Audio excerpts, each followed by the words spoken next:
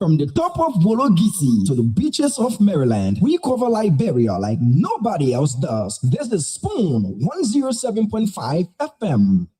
From the top of Wologisi to the beaches of Maryland, we cover Liberia like nobody else does. This is Spoon 107.5 FM.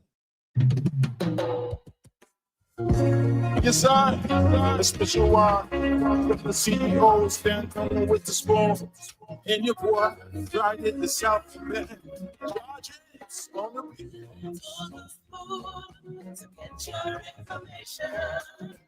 To the spoon to be my pressure. Spoon television.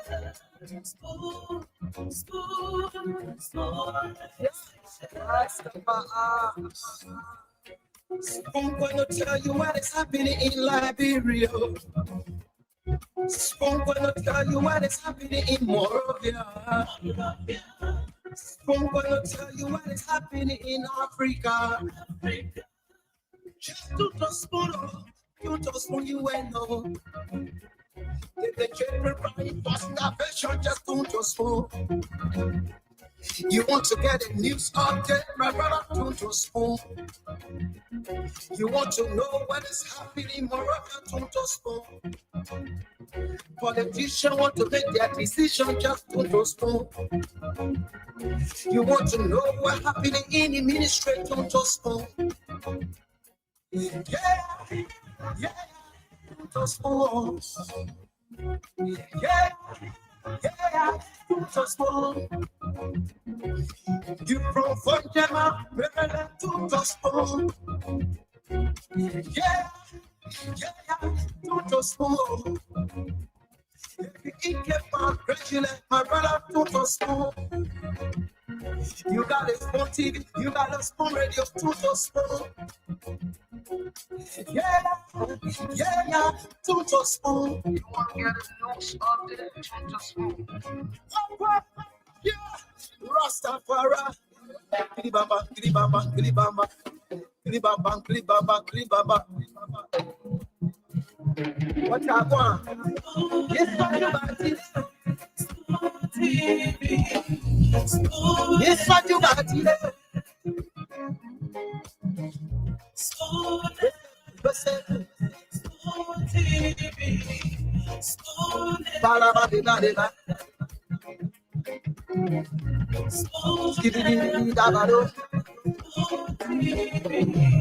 Spoon entertainment.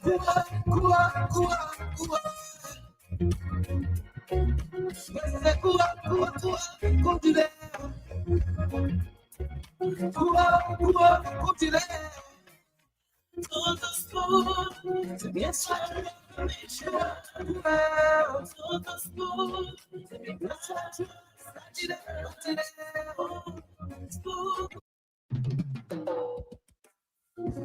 Yes, I, a special one with the CEO stand coming with the spoon. And your boy, right in the South Bend.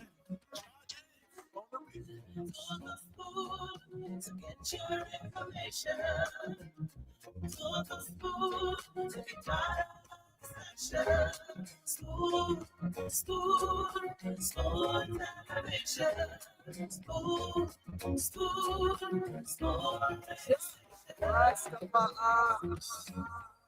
Spoon gonna tell you what is happening in Liberia. Spoon gonna tell you what is happening in Moravia. Spoon gonna tell you what is happening in Africa. Just to the spoon, you just spoon you ain't know. The children right for starvation, just to the spoon. You want to get a news update, my brother, don't just spoon. You want to know what is happening in Morocco, don't just spoon. Politicians want to make their decision, just don't just spoon. You want to know what's happening in the ministry, don't just spoon. Yeah, don't just spoon. Yeah, just spoon. You from Fonjama, Maryland to just spoon. Yeah, tout smoke. Every equipment, regulate my brother, tout smoke. You got a small TV, you got a small radio, tout smoke. Yeah, tout smoke. You want to get a nose up there, tout smoke. What? Yeah, Rastafari.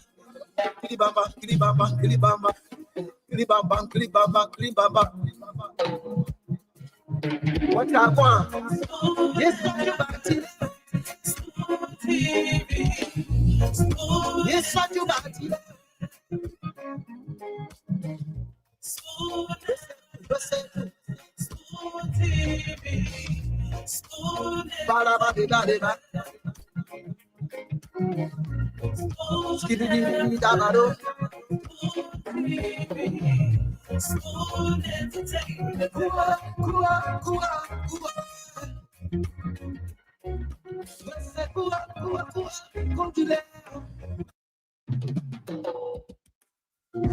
Yes, sir. The special one with the CEO stand coming with the spoon. And your boy right at the south. On the spoon to get your information. On the spoon to get spoon navigation.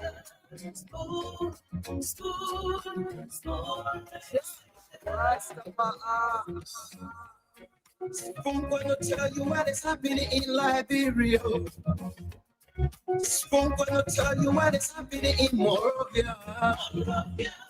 Spoon gonna tell you what is happening in Africa. Just to spoon you and know. If the trade prepare for starvation, just to spoon. You want to get a news update, my brother, to spoon. You want to know what is happening in Moravia, to spoon. Politicians want to make their decision, just to spoon. You want to know what's happening in the ministry, to spoon. Yeah, to spoon. Yeah, to spoon. You from Fonjama, Maryland, to spoon. Yeah, to spoon. Every equipment, regulate my brother, to spoon. You got a small TV, you got a small radio, to spoon. Yeah, to spoon. You want to get a nose up there, to spoon. What? Yeah, Rastafari. Kilibamba, kilibamba, kilibamba. Kilibamba, kilibamba, kilibamba. What I want? Yes, what you got it. Yes, what you got it.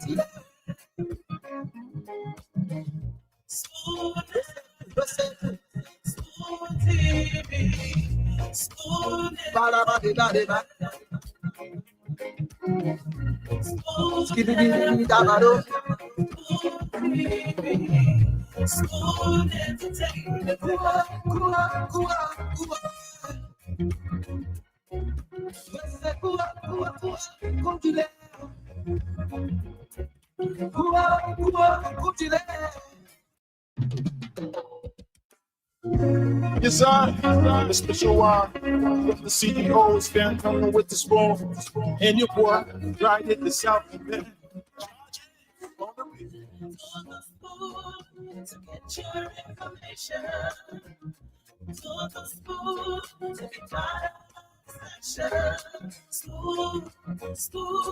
get spoon navigation.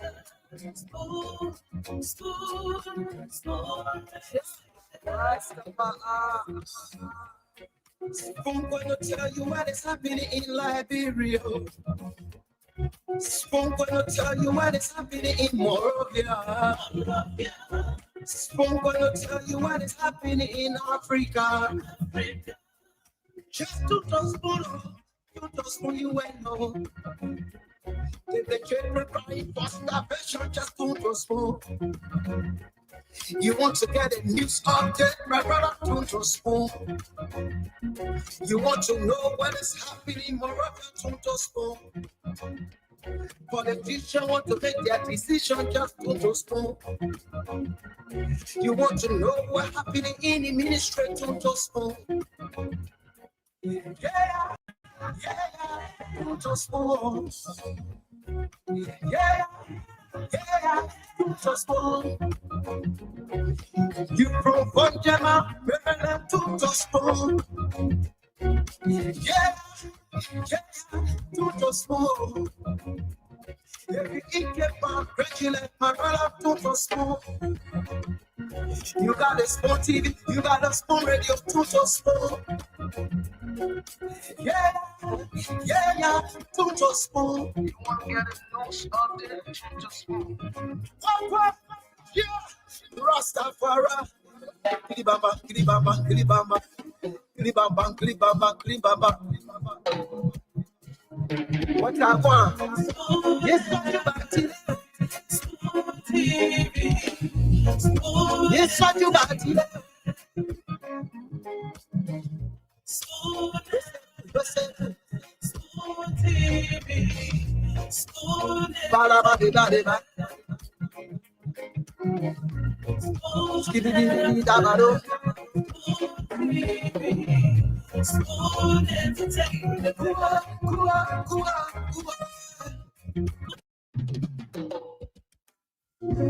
Yes, sir.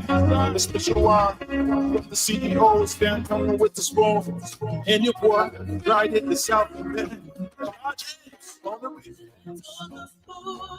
To get your information, to the spoon to be part of the session. Spoon television. Spoon.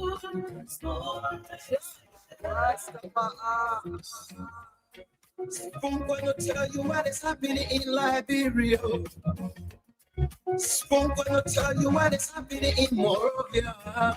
30 minutes after 8 p.m. here in Liberia. Today is the 20th of September 2025, and a Saturday for that matter. On the 23rd, which is on Tuesday, celebrate another birthday. And on the Monday before the 23rd, that is the 22nd, seditions have announced, in fact, the Congress for Democratic Change has announced that all road leads to the Roberts International Airport, where they will be welcoming back home the former president of the Republic of Liberia. Yesterday, you listened to the former Foreign Affairs Minister and a special envoy in the office of former President Weah, Ambassador D.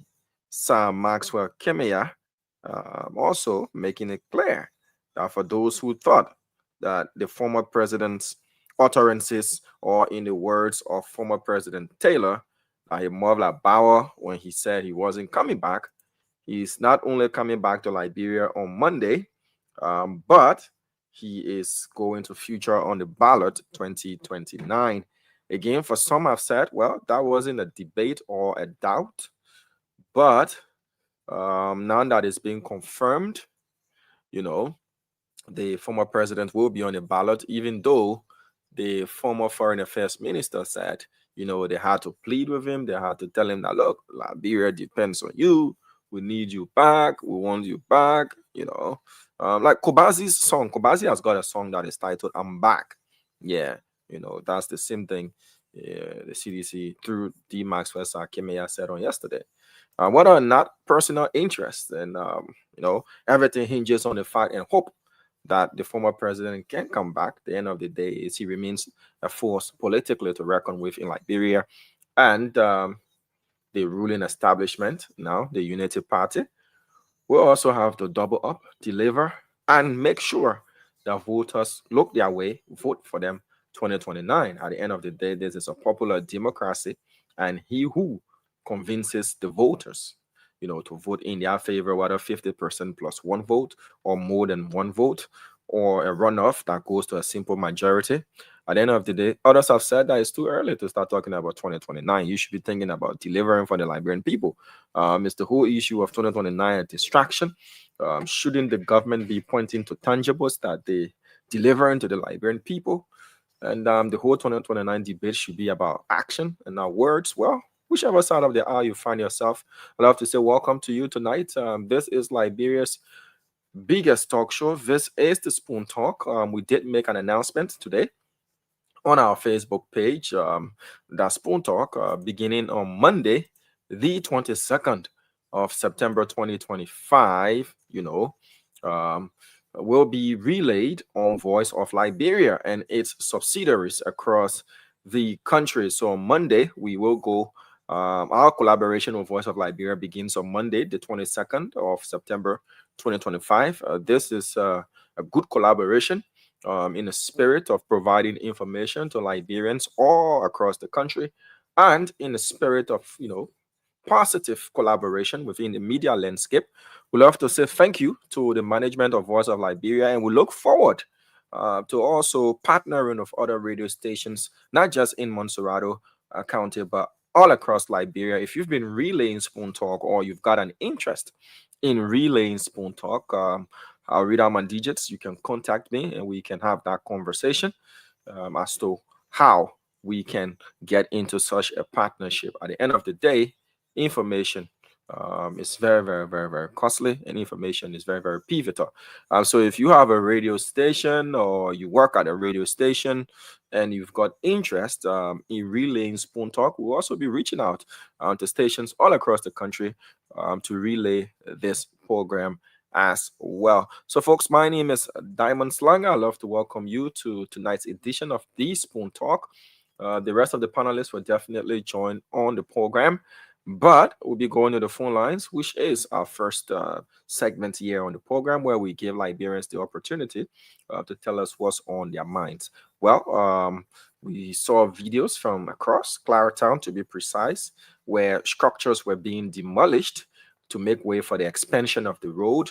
Well, that area is usually flood prone, and we'll be following up on our demolition exercise being carried out by the Ministry of Public Works. There's been some talk that property owners were not notified, and again, we trying to reach out to sources of the Ministry of Public Works as to how that process was carried out. But either or, the government have said they want to expand the road.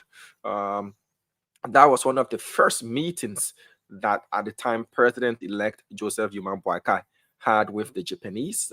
The head of JICA was in country just days after he was announced president-elect. They had a meeting, and the Japanese expressed interest in the expansion of the road corridor from the Gabriel Tucker Bridge all the way to Douala, and then to expand from Douala to the Simpors Bridge.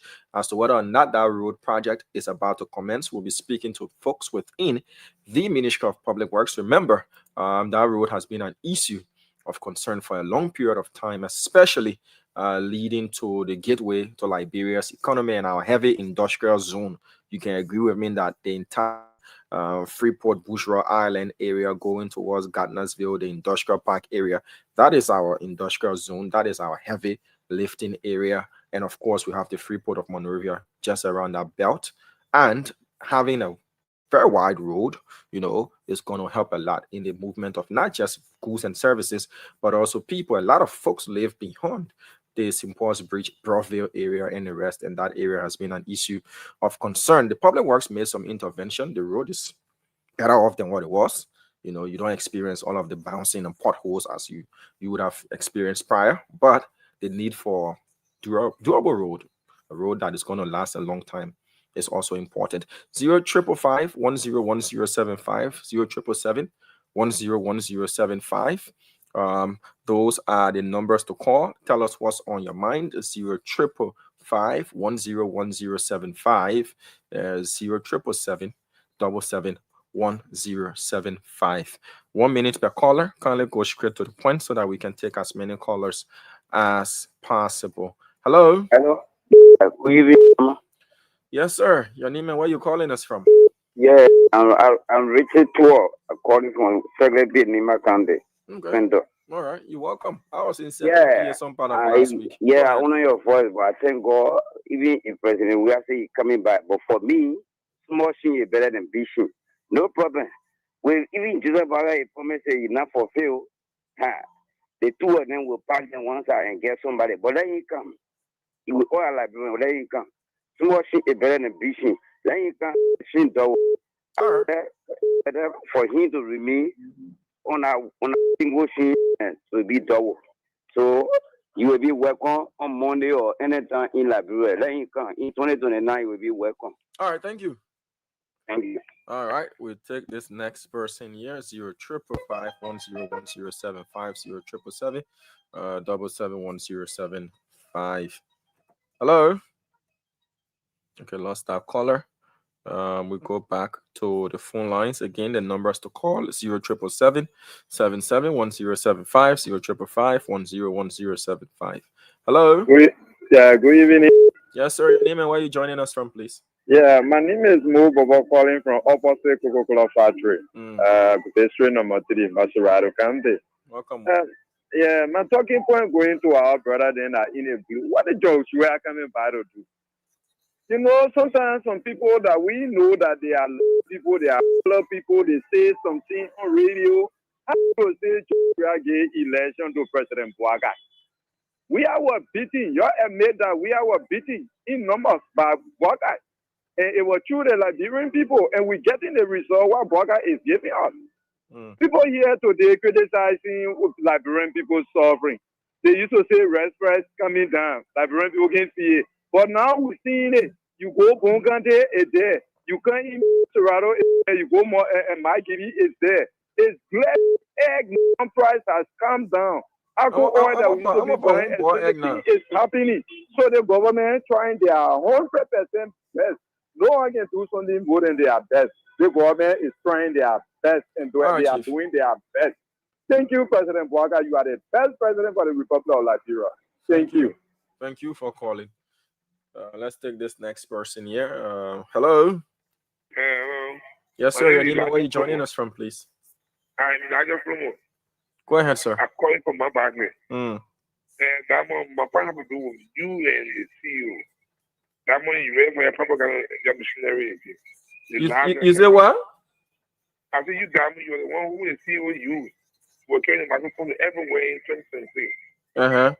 Seriously, like bring people here ready again. So my man, when I'm doing my job, you say carrying a microphone all around. I guess take a microphone, speak to the point and stop your accusations without any evidence, Chief. Go to the point. It's my boss man saying I shouldn't do the work. And he say you use it. Go to the point, that's all. Yeah, go to the point. If the man come in, not coming, why are you worrying for your coming back? Why are you worrying for? Probably even who want with a physician. We are your reaction, we will go for him. So you have this problem with us. We want our parties and our protocol leaders. When you come in the corner, you're not coming. You should not worry about why. You'll be to the airport on Monday. Definitely, I'll be there. Yeah, all right, I'll bring a microphone to you too, yeah? At least so you can get a chance to speak. But I'm not at work. All right, boss man. Thank you. The CEO friend. Yeah, thank you very much. 077771075 055101075. Tell us what's on your mind. Hello. Good evening. Yes, sir. Your name and where you calling us from? Let me say good evening to His Excellency President Boaga and all the panel on the show every day. This is Samuel D. Kekula and I join you from my Giri Kakata City. So, I specifically for this evening to ask for a considerable number. I want to talk with him privately that month. If he comes on, please tell him that I want to talk with him. Seriously, I beg, Chief. All right. All right. Is it what's your name again? Samuel D. Kekula. Samuel or Thomas? Which one? Samuel D. Kekula. Okay, Samuel Kekula. Yeah. From Kakata, right? Yeah, Kakata. Okay, so it'll be better if you can give me your number. 0888 0888 02 02 45 45 68. All right, or better 0778 21560. 077 what? 0778 Yeah. 21 Yep. 56 Yep. 05. 05. Yeah, those are my numbers. Thank you, Chief. Okay, Mr. Kakula. When he comes on, I will tell him. If he doesn't, I will send him a message and Okay. forward your I numbers appreciate. as well. All right, sir. Bye bye. Have a pleasant night. All right, let's take this next person here. Hello. Hello. Good evening to Reference and good My man, evening how to my can you peace letting people to loving view people to of the the to Rebel be in the Life. first color? And good evening to you, dear brother Damos Lonkan in studio Tato, in all right, Liberia. listen now. Listen, listen. By the way, the Tato, introduction, I'm listen. Alfonso Brother, E.S. Alfonso, listen. Let me strictly speak. Alfonso, listen. I know you like the whole recitation thing, but Yes. my name is Slanger, not Slonger. Okay, Slanka. Yes. Okay. And how come you allowing yes. people to beat you these days? You used to be the first caller. What's happening? You slacking. Yeah, sometimes people are engaged some activities. Sometimes you don't get on time, but you all know for 2017 up to present day, I'm the highest follower and I'm the highest contributor to our network spoon. All right, Chief. Your support, I will speak to the CEO. Engaging on that issue. I will speak to him personally. The network spoon. Look, we have to work together. But let me make my contribution to net on our platform. I want to speak on the issue of rape. Minister Grant Magay, Deputy Minister of Youth and Sports of the Republic of Liberia. The law is the law. And we all know in this country, the rape law is no better crime. At this time, Minister Brian McGay is supposed to be put in Monrovia prison while the investigation is going. Let's agree that it's alleged. But in this process, when I was John Flomo or Yapawolo, but now they have been put in jail where there's no proper investigation. Nobody above the law of this country. Ghana law is the Ghana law. And then, process of society is implementation. We have rules, we have regulations, we have politics, we have traditions, we have culture, we have law. But we're not putting those things into practice. We plan not everything. So it's bad. Thank you. Brian to be in jail while the investigation is going on. He is not above the law. No one on thank you, brother. Thank you, Alfonso. Thank you, Tonette. Thank you. I will speak to you Sunday. I want to talk with him personally. All right, Alfonso, thank you. 077771075 05551101075. Hello. Hello. Yes, sir. Your name and where you calling us from? I'm Stephen calling from Street. Please go ahead. Yeah, you are asking for 4 track. Yeah. 4 is 3 for 100. Oh, 3 for 100. 3 for 100. And one for how much for one? Then you can do your calculation right there. No, but sometimes they sell something. The price might be 1 for 50. If you buy in 3, they'll give you 3 for 100 or 3 for 120. It depends. So the price for a single unit might differ from the price of a group also. Then the rest is $40 and $50. So which one are $40? The one was $50. The one was $50 is $40 now. The one was $60 is the one was $50 on $40 now. The one was $60 on $50 now. Oh, okay, all right. Okay. And I where you buy from? Which area you? Talking to? Things going on good. No, the country. Thank you. All right, thank you. All right, 077771075 055101075. Hello. Good evening. Yes, sir. Thank you. My name is Joseph. So, Damo, my concern has to CEO. CEO declared that this network is still running on behalf of the Liberian people. But of recent, the way the CEO propound on the radio, nobody needs to tell you that the CEO is developing a supportive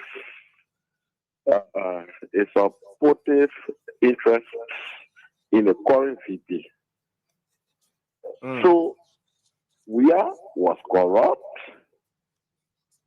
We remove him. You brought this other government. The government having gone halfway mark in her administration. You already a choice of who you want to again impose on the labyrinth. Why now we can wait 2027, 2028 and see the durability of this government, and then we can decide. If you show that you are speaking in our interest, this is a very CEO who will become President guys, but then he will fail to also mention the current VP. Okay, sir. So like issue together with him.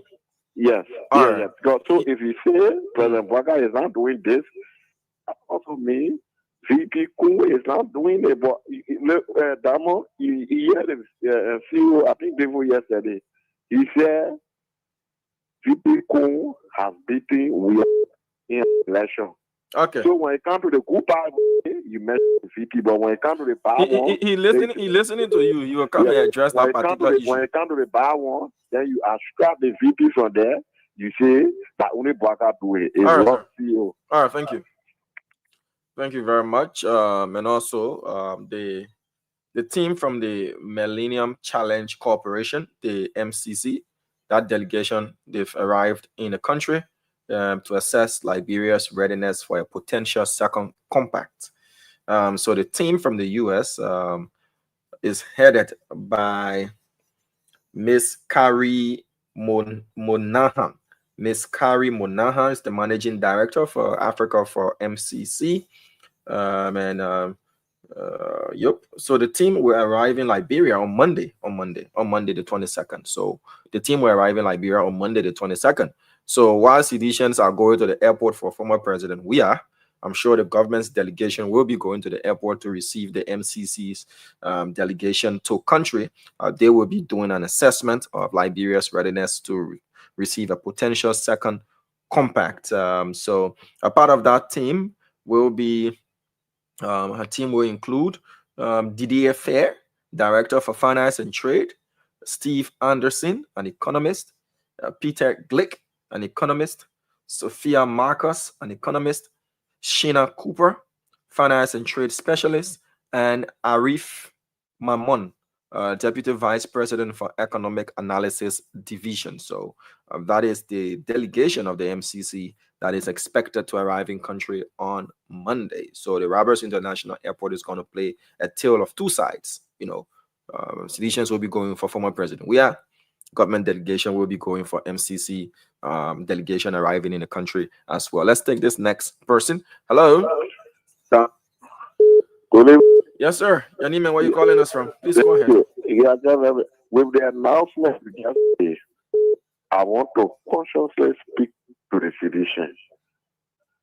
If it is possible for them to postpone their money plane, so that we don't get too much embarrassing information in the country.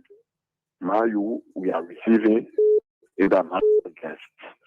And again, to the government, for anything that will go on wrong, the opposition will not be held too much responsible. If our government will be reflected on you. So we want you to at least exercise restraint. But in the meantime, we are not saying you should abandon the plane, because whatever that will come from the visit of the guest, it is the benefit of all our people and what opposition already. So we want the government to exercise restraint, and I am personally appealing to Seditians to ask former President maybe he can arrive on a Tuesday. Also, he might just back in Ghana and wait. Then Tuesday he can. For me, that's how I see it. To be having President we are coming, you know that it will be back. And not because of that, the international guests will not arrive. Yes. All right, Chief. Thank you. Thank you.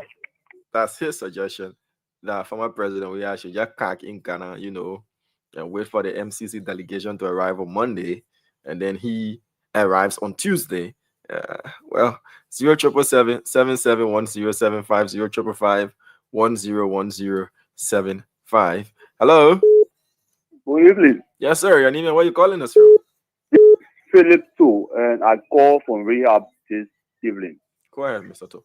I want to be emphatic. Mm. That every time in terms of conversation when it comes to the issues of Liberia, that every time we will look at CDC to say CDC should be the one that will just wait for every situation. It has been announced since last week that President Weah is due to Liberia. We are grew and we are our appetite and anxiety has increased to receive our leader. Those coming for MCC, they are coming here on the basis of national or international concern. They are never associated with politics. If the government of Liberia want to use that situation to deploy police around international efforts for the international community, I think enough is enough. If we long controlling our emotions, we're doing it because we are Liberians. So you say even for the arrival of former President Weah, which is the government's responsibility to provide security for even in fact, the government should provide security for President Weah. They shouldn't deploy police along the road because there will be a huge crowd. Are you saying there shouldn't be crowd control by the police? So if you allow because empty people coming from to come in to investigate, then you want to use that situation to deploy police because all the time that you're going to receive international guests. It is wrong. It must stop. We are going to the airport to receive our leader. And attempt, we are still going through this type of embarrassing situation. Let's be reflected. All right, thank you. Reflected. We are very serious about it. Thank you. Thank you very much. Your point is well taken. 077771075 055101075. Those are the numbers to call, and you'll be on live to tell us what's on your mind. So as former President Weah makes his entry in country on Monday, the government is also receiving a high-powered MCC delegation led by the MCC's director for Africa with her team. And James Flomo, how are you doing? Hope you're doing great. I'm okay. What about you? Go ahead, James. I said I'm okay. What about you? Yeah, I'm good. Well, at the graduation here, there, or you waiting to look new on your graduation day? Which one? I mean, a green hair, man. I mean, is it that because cutting hair expensive or why? Why are you growing hair? The play cool. Tell your reason why you growing hair. No, bro. You just decide sometimes. You just want to keep certain things. You want to try something new. Without beard, that bushy hair, you can access GSA compound according to the memo. Where? You didn't see that memo that the information minister had to issue a statement concerning that bushy beard, bushy hair. I think that memo I think it died even before it came out. I think people should have their own way in Liberia, except grade school students. But grown-up people should have their own way how they want to dress to go. I mean, in a decent way to go to work now. But to tell somebody before you come to work, you gotta get your beard somehow. It's sick. That is sick. But I'm lucky. I'm lucky. At least they were able to settle it. Okay. What's on your mind? I got plenty of things on my mind. I want you to give me money. Granted. What's next?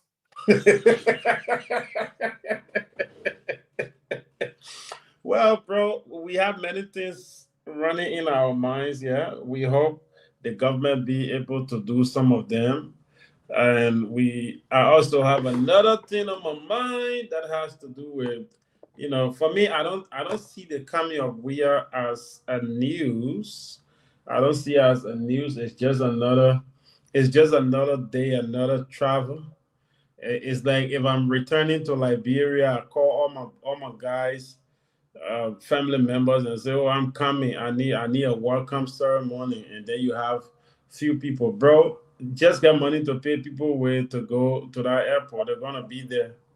So like doing some of that. So I don't think that is anything that is newsworthy for me. if I'm to do a news judgment. So it's not anything on my mind.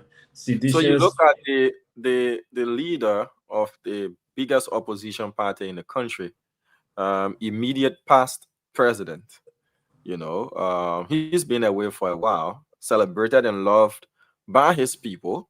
After the demolition of his party's headquarters in his absence, and he's returning, what message he's got for his people, whether at the airport or wherever area they will gather, because they cannot do that Congo town anymore. And you saying if you were to give a judgment on news, whatever the former president has got to say, and his arrival is not newsworthy for you. Diamond, the former president returning to his home, his partisans deciding to go and welcome him. Diamond, you are a journalist. I'm asking you for what he will say. I'm coming. I'm asking you about what he will say. It's not newsworthy for you. I'm coming.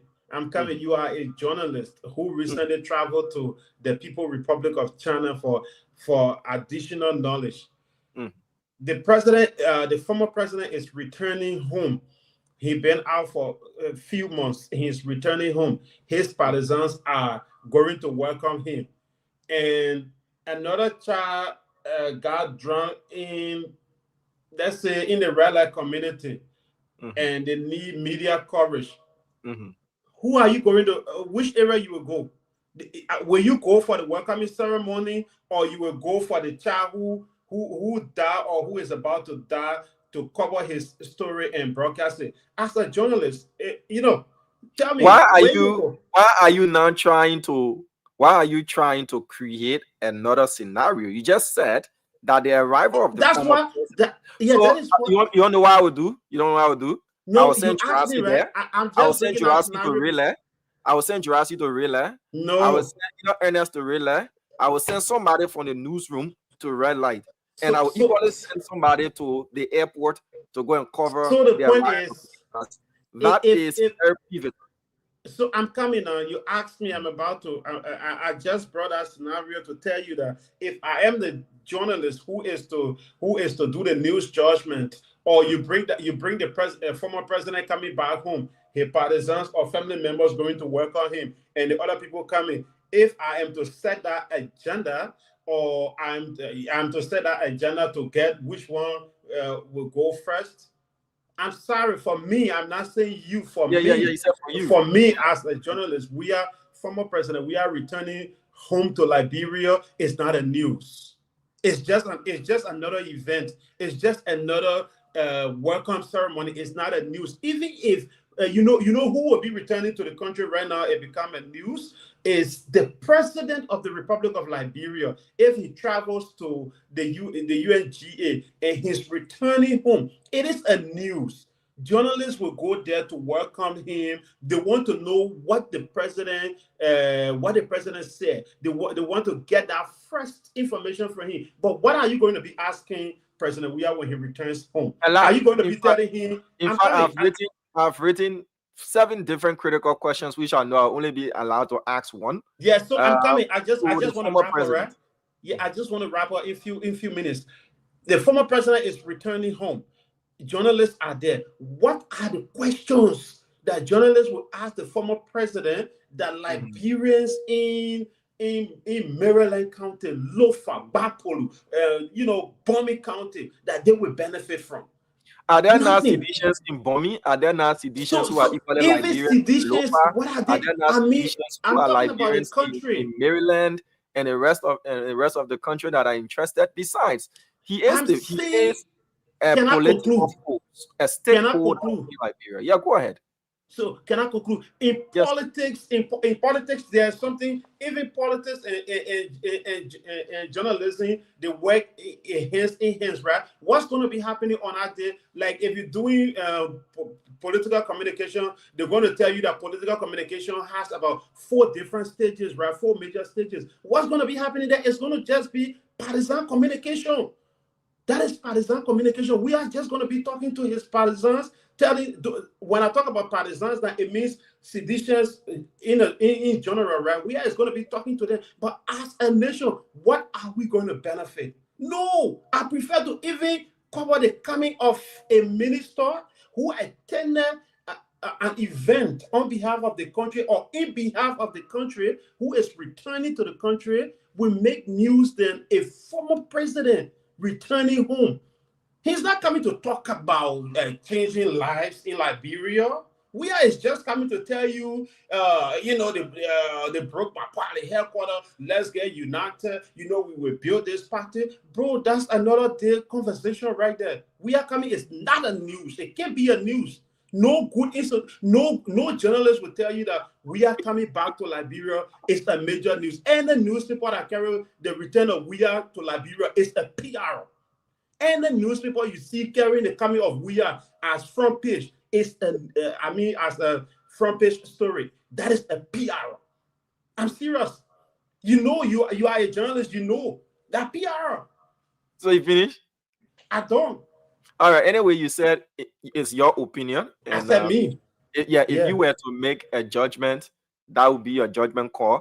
But thankfully, we've made that judgment. We'll be covering the arrival of the former president. No, you can go there. If anything else happens, we have the manpower to spread him around. But whatever it is that he's got to say, as a stakeholder in our country, as a key member of the political space here and circle here in our country, especially knowing what transpired when he was away, what was said that would have been done. What message has he brought to not just his partisans, but to Liberians in upholding the peace of this country? And there are other questions that we can ask him. That is newsworthy. Remember, there was a pronouncement made by former Minister Isaac Doe that on the 17th they would have broken ground. There would have been a happy news and all of these things. We want to know what happened, whether or not he instructed that should be put aside for his arrival. What Liberia has to benefit we got a lot of things to breaking ground or not breaking ground. Besides that, it's a chance interaction. You don't get to talk to him every day. So if a news outlet will say somewhere and say, when you come and say only for seditions who are equally Liberians who are scattered across the country is not news, well, we are interested in what he's got to say.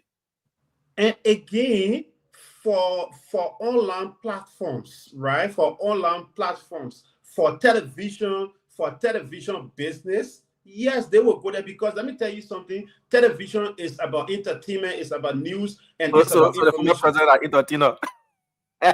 But bro, yeah. Let's move on. Let's move on. I'm just telling you for television purposes, entertainment, information or news, you will go there because that is action news. People want to be seeing what's happening, right? But just another music, action music. I said that entertainment. People will just go over to entertain themselves, but to entertain themselves. But it is not a news for me. If I have to do a news judgment, it's not a news. And as you said, it's about you and it's your judgment call. And I respect that. That's your opinion. And I respect that a whole lot. Yeah. I saw people asking me, what is news? I already tell you that the man coming is not a news. So that meme can make news too. Anyway, but James, it's okay. What's next on your mind? What's next on your mind? What's the other thing on your mind? What next on my mind has to do with the yellow machine. I'm sure. What is that? I'm sure. Is he gonna come back? Ask you a question. No, I don't want to say something. Going, I said, what is that? When they get I come, I see the other one. You won't be what thing. So another thing that is on my mind, even though I'm told the other people will be coming on when they come, that will be a discussion. It's about the yellow machine. I don't want to talk about that. The last time I said the next time Liberians hear anything from my mouth regarding that, it means that the machines are already at the free after port. You made a lot of updates that the machines would have been in country somewhere around August, if I read no, right. No. Go read my update. I said beginning August. So and I said beginning August, and we will now pass December. The yellow machines will be in Liberia. We've been hearing that they are set to arrive in December. That's what we're hearing. But again, yes, so the process is on. Manage that communication because the expectation has always gone up. and gone up. No, and that drop. expectation part, we already keep it to a level. But I don't want to talk more about it. But all I can tell Liberian people, get ready Why to don't you want to celebrate. talk more about it? You've been running PR for this government. Why don't No, you want I'm to talk saying about it? the Is it yellow that you're not machine. sure that the machines will come in December and you try No, the not? machines will be here as December gifts to the people of Liberia. I will bring in mean, Santa GOL, and the Santa Claus. Yes, I'm very 100%. I can confirm. Beginning next month and November, machines. You went to China. You know how it is going to be. They have to. The machines are not produced. The government already did everything. They pay all everything. They're going through everything. They just need to give them the go ahead. They produce the first set, the second set, the third set, the fourth set, and when they are done, they ship them. As per your sources, what would be the first lot? What would be the number of machines in the first production? I'm told is going to take 45 days to produce all 285 machines. It's going to take. My question is, Mr. Flomo, what is going to be the number in the first lot? Because I'm not sure they will send all 285 as one shipment. So what would be the number in the first lot? It is not. It is not spelled out to say the first shipment will be 10 or 15. But I know what I can confirm is beginning next month. Remember, we have about 30 days, 31 days so far. So it's going to take the company 45 days between. So that will take us from October to November. And then in mid-November, they should be done with the production. In mid-November, they should be done with the production of the machines. Or maybe the beginning part of November, they should be done with the machines. And from China to Liberia, depending on where you're coming from on ship, it's about 30 days again to at least. They'll get them here in 45 days. Remember, I was part of that. At least 30 to 45 days. So by December 15th or December 20th, or let's say from December 1st at least to December 30th, we should receive the first shipment. December 30th, then Christmas not finished. No, but Christmas season runs all the way till Chris. My man, you know how we can celebrate Christmas. Christmas runs until the month ends. We get it there as December 25th, but Christmas runs all the way till the following year. So the machines are expected to be in country by December. Before the end of December, the machines will arrive in the country. It's going to take the company 45 days to produce them. Pictures? What about what?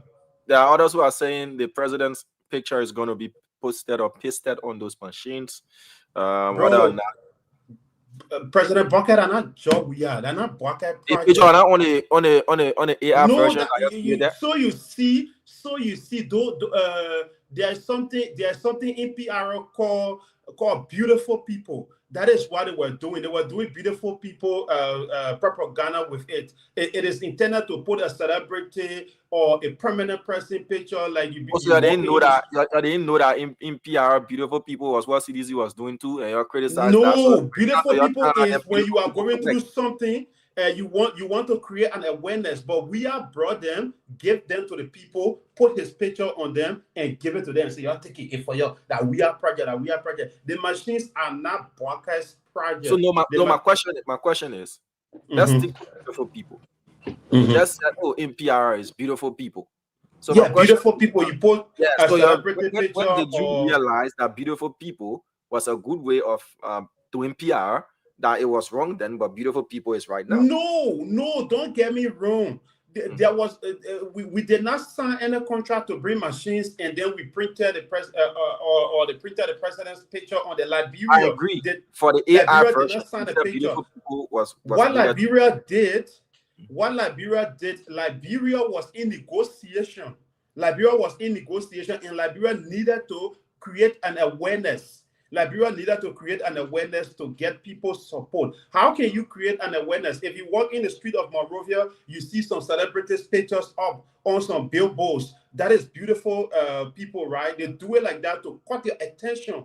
It is not when you have enriched everything, you break it and then you put the president or the vice president picture on it. Hey, that's no longer a propaganda or any public relation issue because it's for the nation at that time.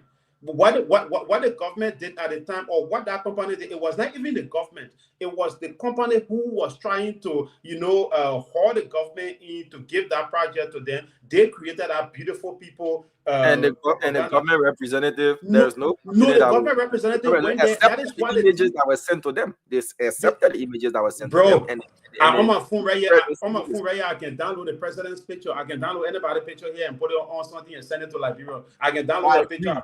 I agree, but the government representatives look at the images that were produced by the company according to you. Yes, and agreed. Took the images. They didn't say, "Oh no, we want a president picture." Yeah, because you cannot deny it. At the time, it was just. At that time, it was just a propaganda, to create publicity, get a president picture on it. Oh, machines coming. Oh, we want it, and they ran their campaign. At the end of the day, government said, "No, we can't work with you. We need other people." Government did not take them. Government had to go for another people. So those people who they went for, did you see the president picture on any machine again? No. So maybe that is one of the reasons why even the government did not take them. Maybe, but the government could not take them at the end of the day. I mean, the reason was simple. That maybe is not going to work. The reason was simple. The price was so high, they weren't willing to. They weren't willing to. Maybe they wanted to use the president picture so they could encourage us. And so they had to look for other options, and other options were found. Now for no beautiful people business. But what's next on your mind, James? It's an interesting conversation as the rest of the panelists will join us in about 10 or 15 minutes from now. Technically, I don't have any. The president is in America. He's in America. He's expected to address the UN General Assembly. I think anytime next week. I don't have his schedule here with me, but he's there, and we are waiting. I know this year the United Nations is also going to be talking about threat to international security. I know that is one, because if you look at the recent, the last release that came out about peace index in the world, it says that peace has deteriorated in the world. So I'm very sure the UN General Assembly will also talk about that this year. So I want to listen to what President Barker has to say. Another challenge to that would be climate change. I want to hear what the president has to say as it relates to climate change, because climate change is creating serious embarrassment for the world in terms of security, which leading to migration everywhere. We hope the president will also address that.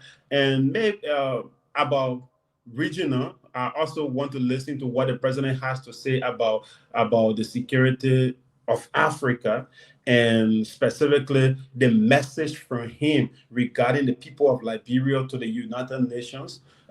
We are hoping to also listen to that. I'm sure he's going to be talking about all of those things. But my major point is I want to know not only the president, but I want to listen to the United Nations General Assembly this year, what they have to say about international security, because it's a serious disaster. If you ever read the last peace index that came out, peace is deteriorating in the entire world. Yeah, talking about peace deteriorating, I just read a news article that even Poland had to scramble jets.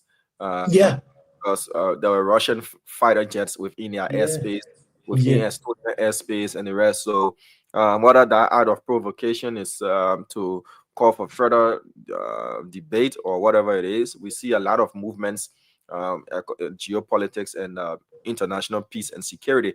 But we'll be listening to what the president has got to say.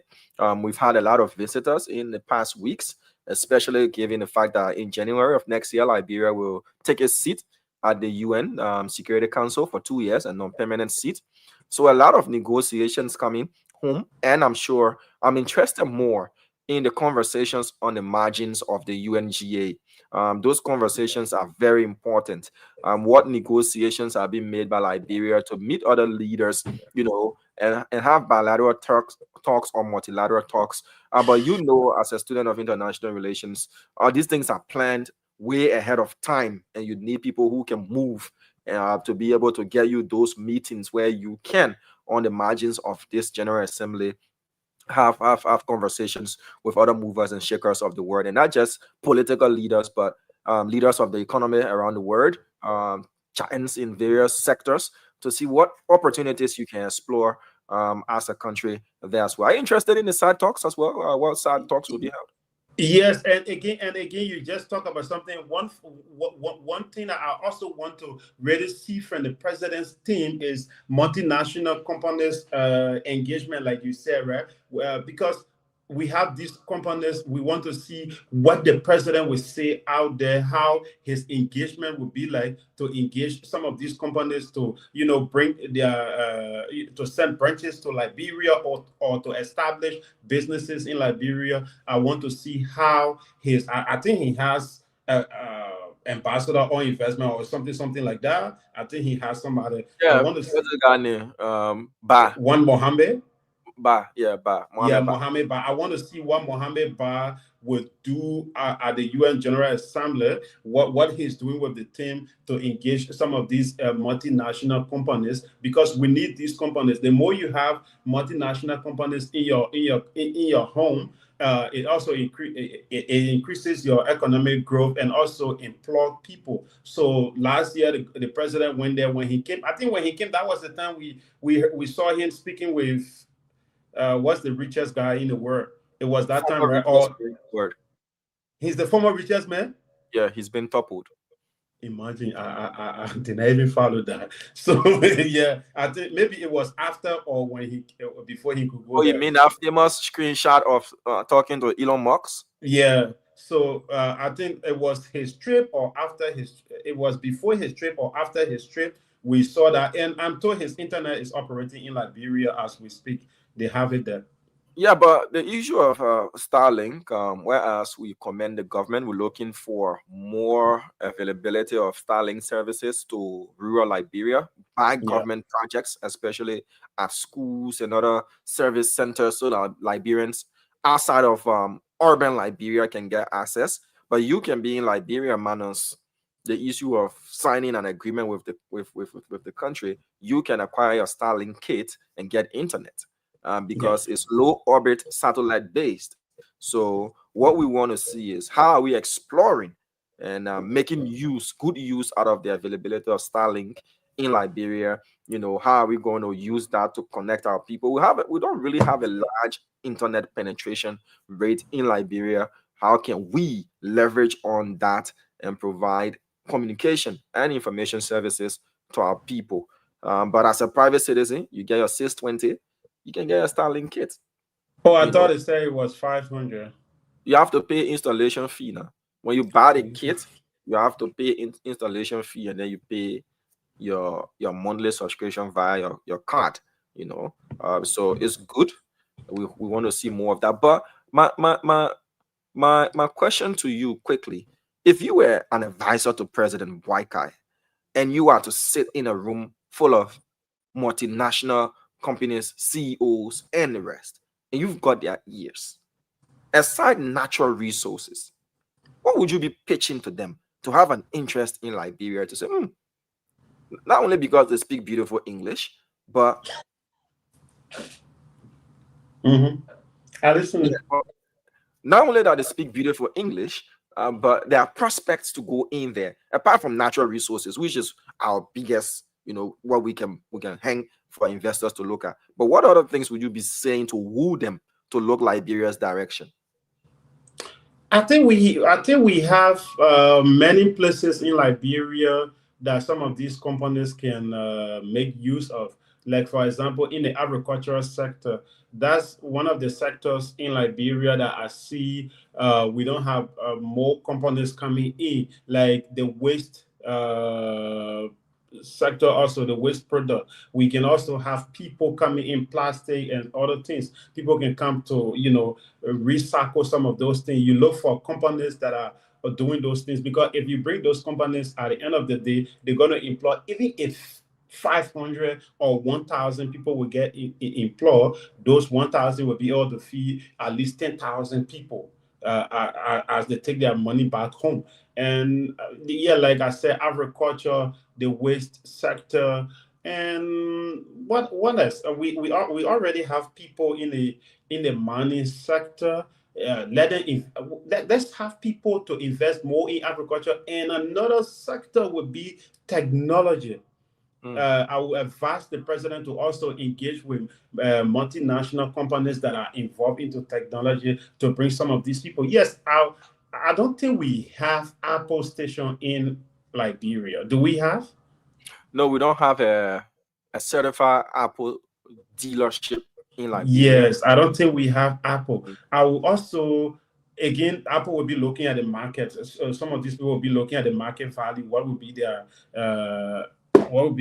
result? What would be the result they will get from there? But I will advise the president or his ambassador on investment. I will advise him who is traveling with the president to look to engage some of these people, right? Like get people meeting in the technological sector. We have a very youthful population in Liberia. The population in Liberia is a young, it's a youthful population. We need people who will come and invest. If you bring technology there, Diamond, I think we have Blue Crest. Those are universities that are teaching, but we need companies that will come and create job, train people, prepare them for the job market. And at the end of the day, these people will go. Like the last time I was reading, we have less than 2 million people who are actively using social media. So let's bring people now who will be training people about cyber security. Cyber security is another serious threat to international security as we speak today. We need to have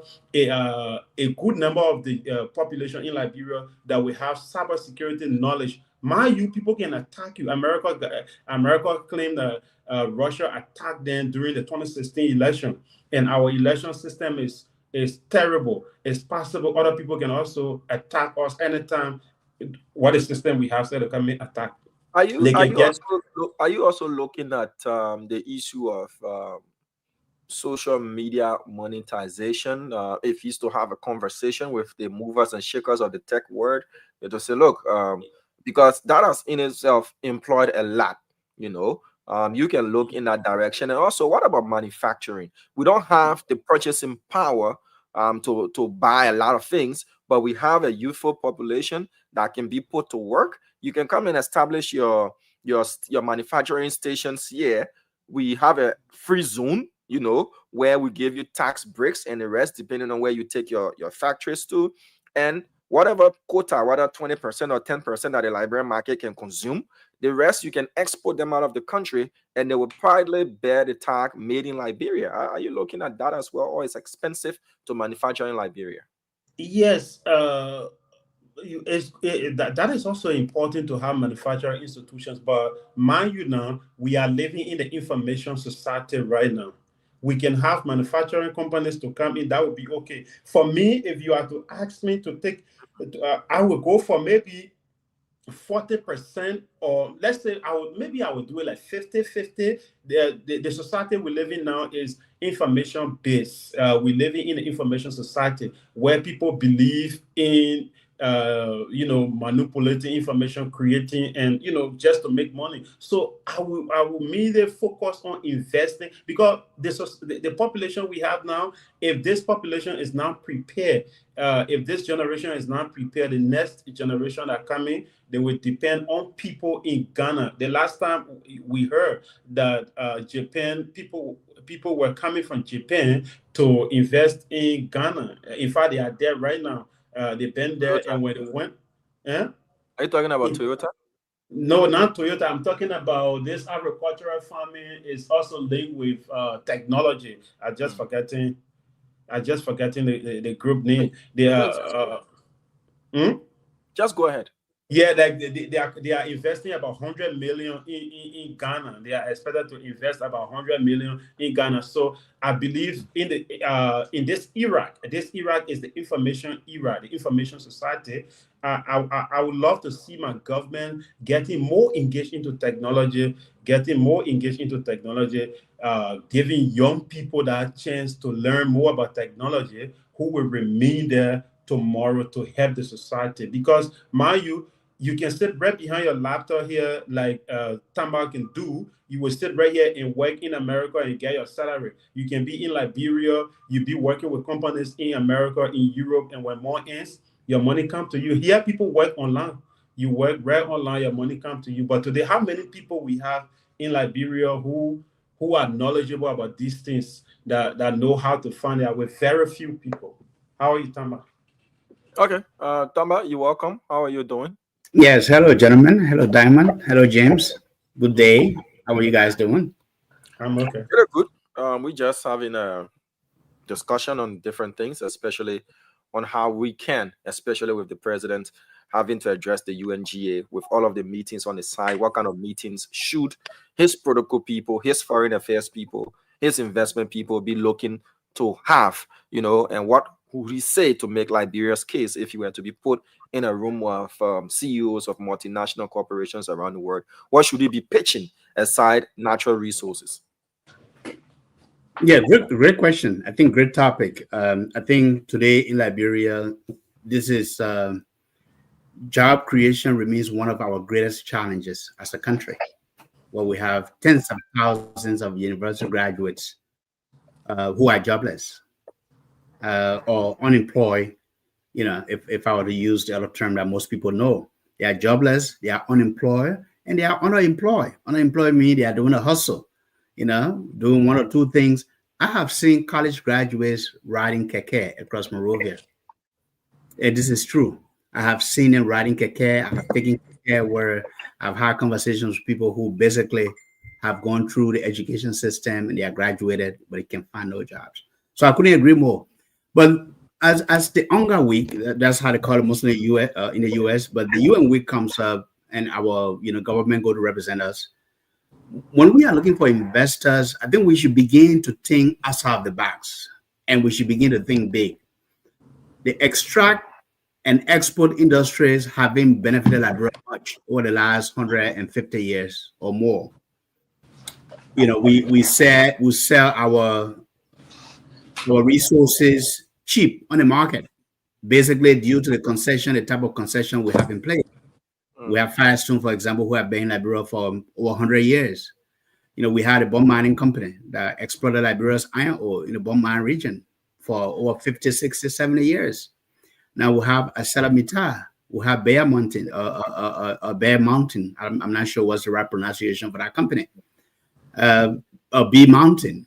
But are we really benefiting? And there are other companies and concessions across Liberia.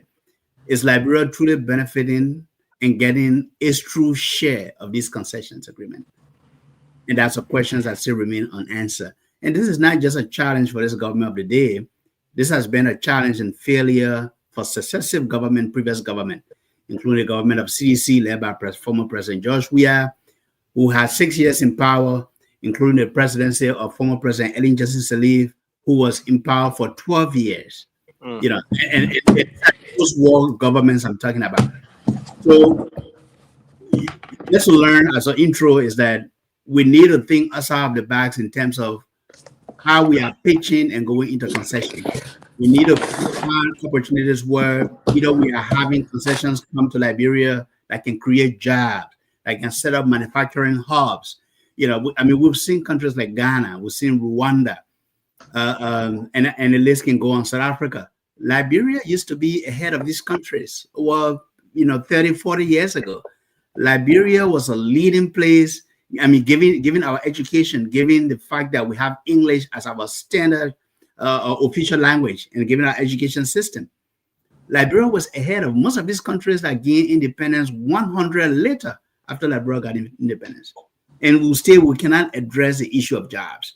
Our quality of education has suffered over the last 30 years or so since the advent of the Civil War. So we need to begin to talk about what can we do differently. We can't keep doing the same thing and expect the same result, right? A different result. We need to begin to think differently, think holistically, put country first, as I said. And I think that's top of mind for me right now. But it's a pleasure to be on the show, and greetings to all of you and our followers in Radio Land and online. Thank you, Tamba. So my question to you is, where have we dropped the ball you talked about these concession companies not living up to their MDAs and the rest. And we have three branches of government, especially the one that has got the responsibility of oversight, representing the people, lawmaking, is the legislature. And that should be able to not only call these companies to, you people call it congressional meetings or committees and the rest, but they should be able to summon those from the executive as well to come and answer these questions. How are things going on? Is it that we go to these concession agreements with a weaker footing, or we let these things go because of personal interest? What do you think is causing us to have dropped the ball as we've been doing? And we're hearing the same thing over concession companies are not living up to their MDAs, and we don't see any improvement in that direction. You Sorry muted. Okay. I'm on mute now. Can you hear me? Yeah, live. Yeah, clear. Okay. Thank you so much. I think it's a brilliant question, and this is what I'm going to say.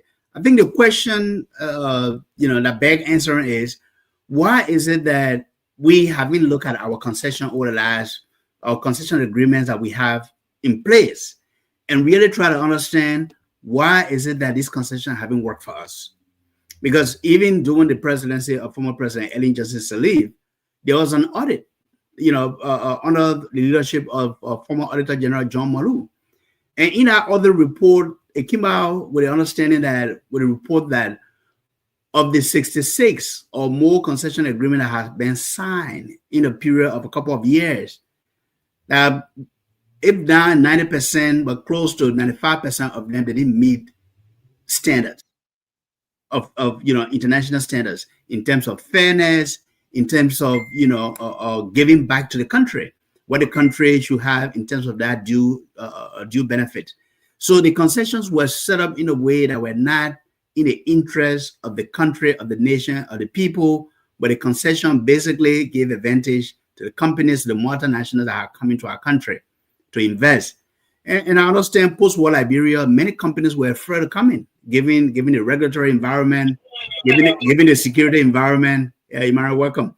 Given the security environment, and given the fact that we had just come from war, and we are still going through that, where people are still very quick to revert back to violence or threaten violence. We hear that from politicians on a daily basis, on a weekly basis. They are quick to insult, they are quick to threaten violence, and these are things that make concession companies jittery.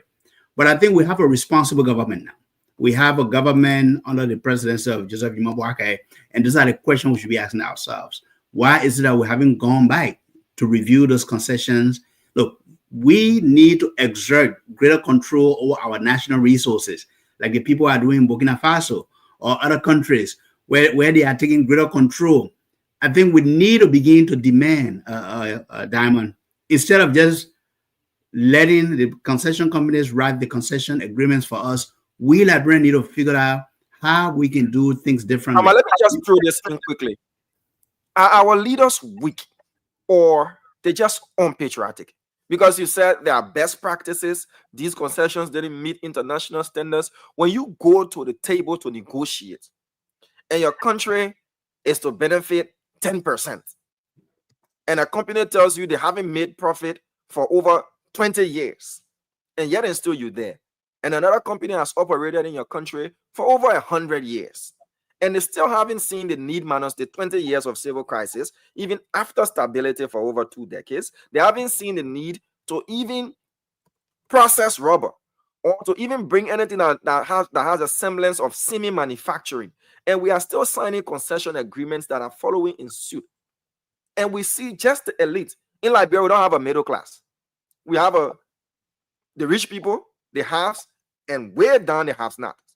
If we maintain our peace for the next 20 years, probably we'll start to see the emergence of a middle class, because we're seeing some Liberians who have been working professionally, whether home and abroad, trying to make it in life.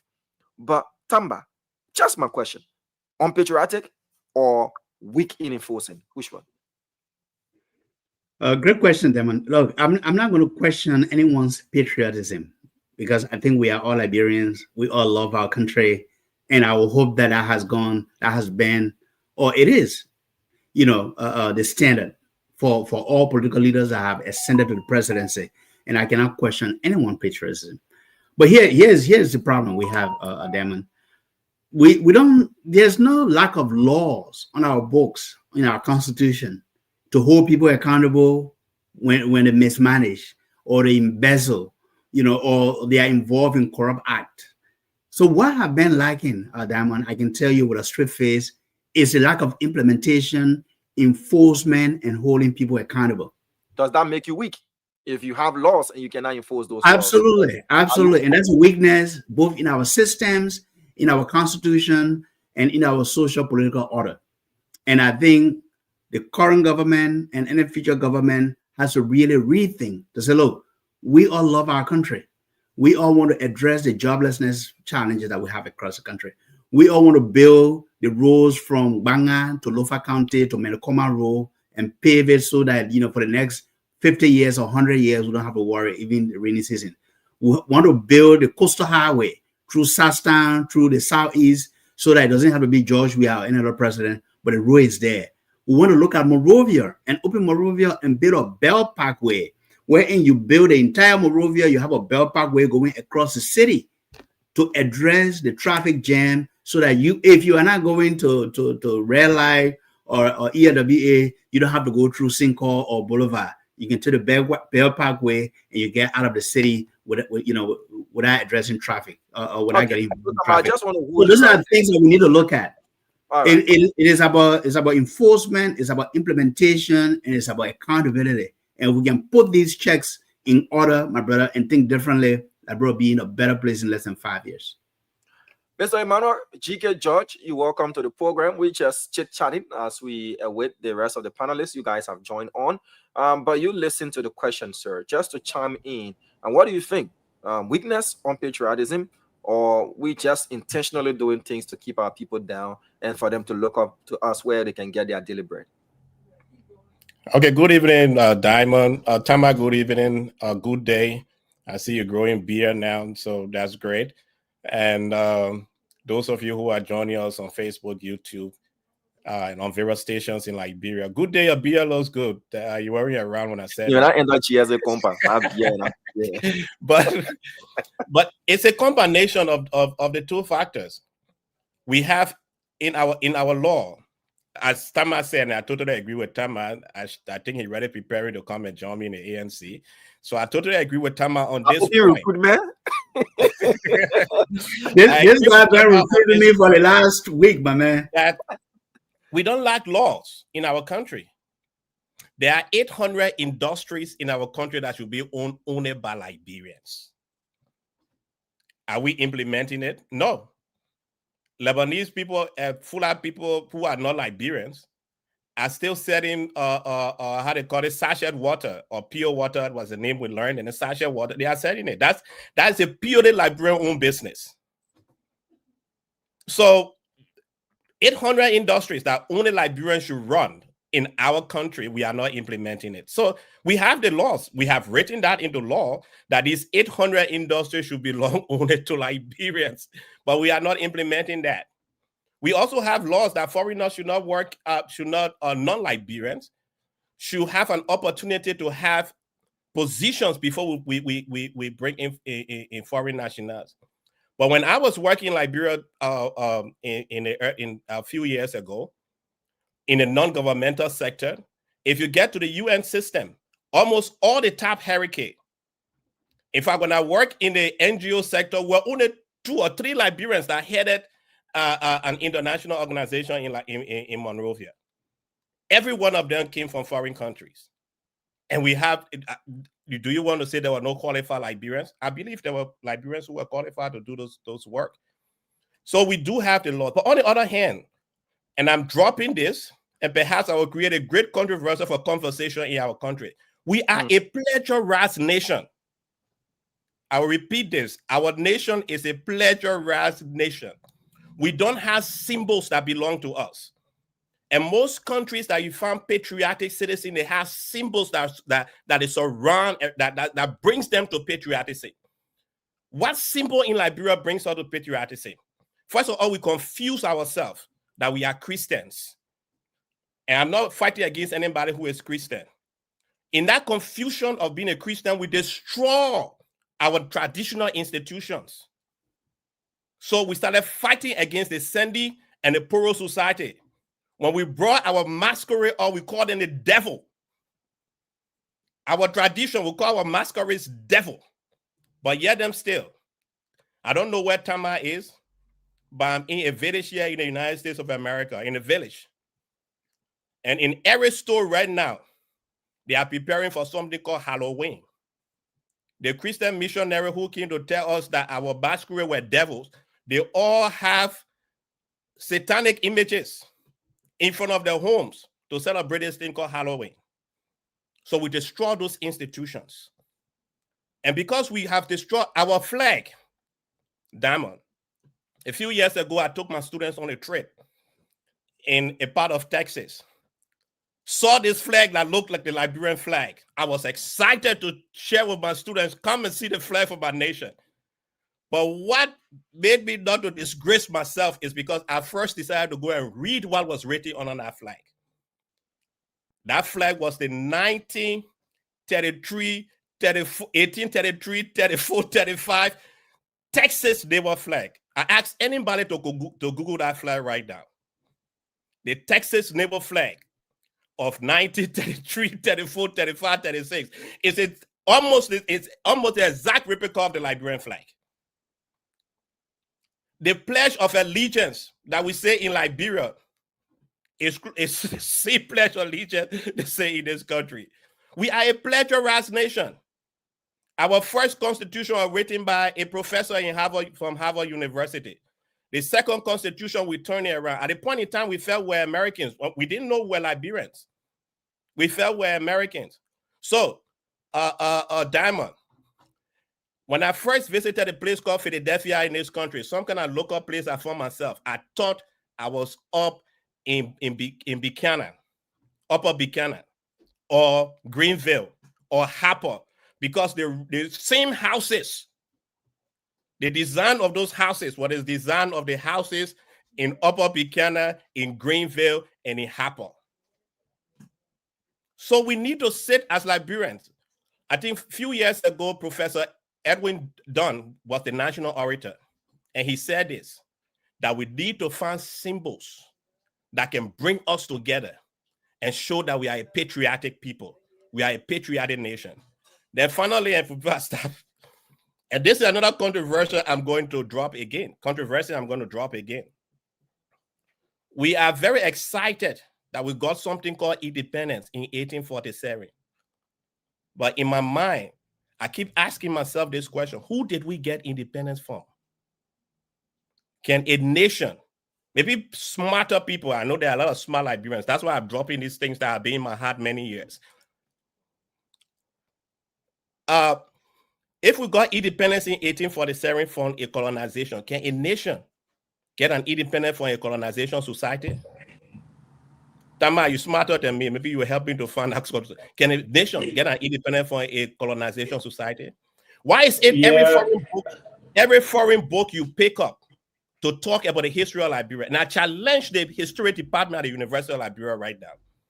When you pick up any book to read about the history of Liberia, it will say our country started in 1847. Even though the document said that piece of land that we call Providence Island was bought for $100,000 US. We are still comfortable starting our conversation from 1847. But the same document tell you that we bought this piece of land. Are we interested in those people we purchased the land from? And I think if we start that, some form of patriotism will come, because I have become more patriotic because recently I decided to write a book after we came from the elections in Liberia. And I started to find out that in Babulu County, we have one of the greatest trade systems in Babulu. Okay. There was a great trade network amongst the traditional Liberians before the settlers sat down. And that's the reason when the settlers had a problem, they had to call King Sawa Buso to come from Babulu to solve that problem. He was great because he was doing something extraordinary. So those of us who study at the Department of History in the University of Liberia, I think it is time for us to properly write our country history, for us to properly look at the symbols that bring us together. And in my opinion, and I show many other people who are much smarter than me may either agree or disagree with me. In my opinion, one of the challenges we have is that we don't have symbols of patriotism that can bring us together as a nation. Thank you, Mr. George. James, I know you wanted to go at that question concerning I wanted to help the American Colonization Society. So you go, and then I'll say my piece. Tamba was. And let me clear. Sorry, I made a mistake. Yeah. 1822, not 1847. Yes. Yeah, So thank you for that correction. All right. So just to begin with where you stop, Liberia did not get independent or gain independent from any nation. Instead, Liberia declared. That is one of the major things that even not only Liberians, even here, the last time in our political science class, our African history class, people made that mistake. And most Liberians still making that same mistake. We did not gain or get independent. Instead, we declared. Ghana gained independent. Ghana gained independent from Great Britain. Liberia did not gain, but Liberia declared. Meaning, Liberia announced to the world that I'm man enough. I can take care of myself. Liberia did not get it from anybody, but like our forefathers who were here, they met and they said, "Oh, since France and Great Britain, they are using our seaport, our territory without giving us resources for using our land. What can we do for us to get respect?" That was how Liberia was the lone country in Africa to declare independence. Technically, Liberia is the only country in Africa that declared independence, did not gain independence. Some would say Ethiopia. We saw Italy going back to take over Ethiopia at the end of the day before Ethiopians got their nation back. So we did not gain, we declared. That is one of the major reasons. Even me, I always talk about it, that one of the reasons why we are not patriotic is we did not go through struggle. Our people did not struggle to know the meaning of independence. Our forefathers did not struggle. People did not really die like in other countries like Nigeria, in Ghana, in other African countries where people had to fight to come from other nations in order to become nations on their own. We did not go through it. Like some would say, we just got it on certain table. We just got it at the end of the day. We woke up, a few people came together and say, "Hey, we made enough," and we started moving. So if you see Liberia, we are more nationalistic. I would take that. If you are to ask me, Liberians are more nationalistic because when people are more nationalistic, they become more dismissive at times about issues instead of being patriotic. People who are patriotic, they work cooperatively. You will see them working together, but in Liberia, we don't really work together like that. Tamba wants to be the big man.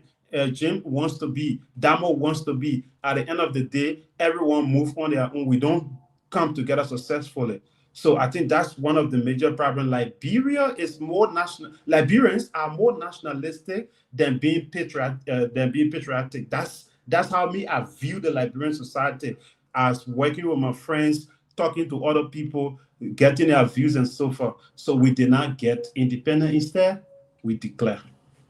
All right, thank you, James. Tamba, you can go, and then I will just conclude before we move forward to discuss other things as we await the arrival of the former CEO and the rest of the panelists, and you guys can kickstart the show officially. Please go ahead.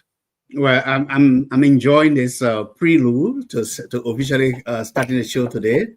But I do agree with James on one point where he said we declare independence, and we did declare independence, Emmanuel.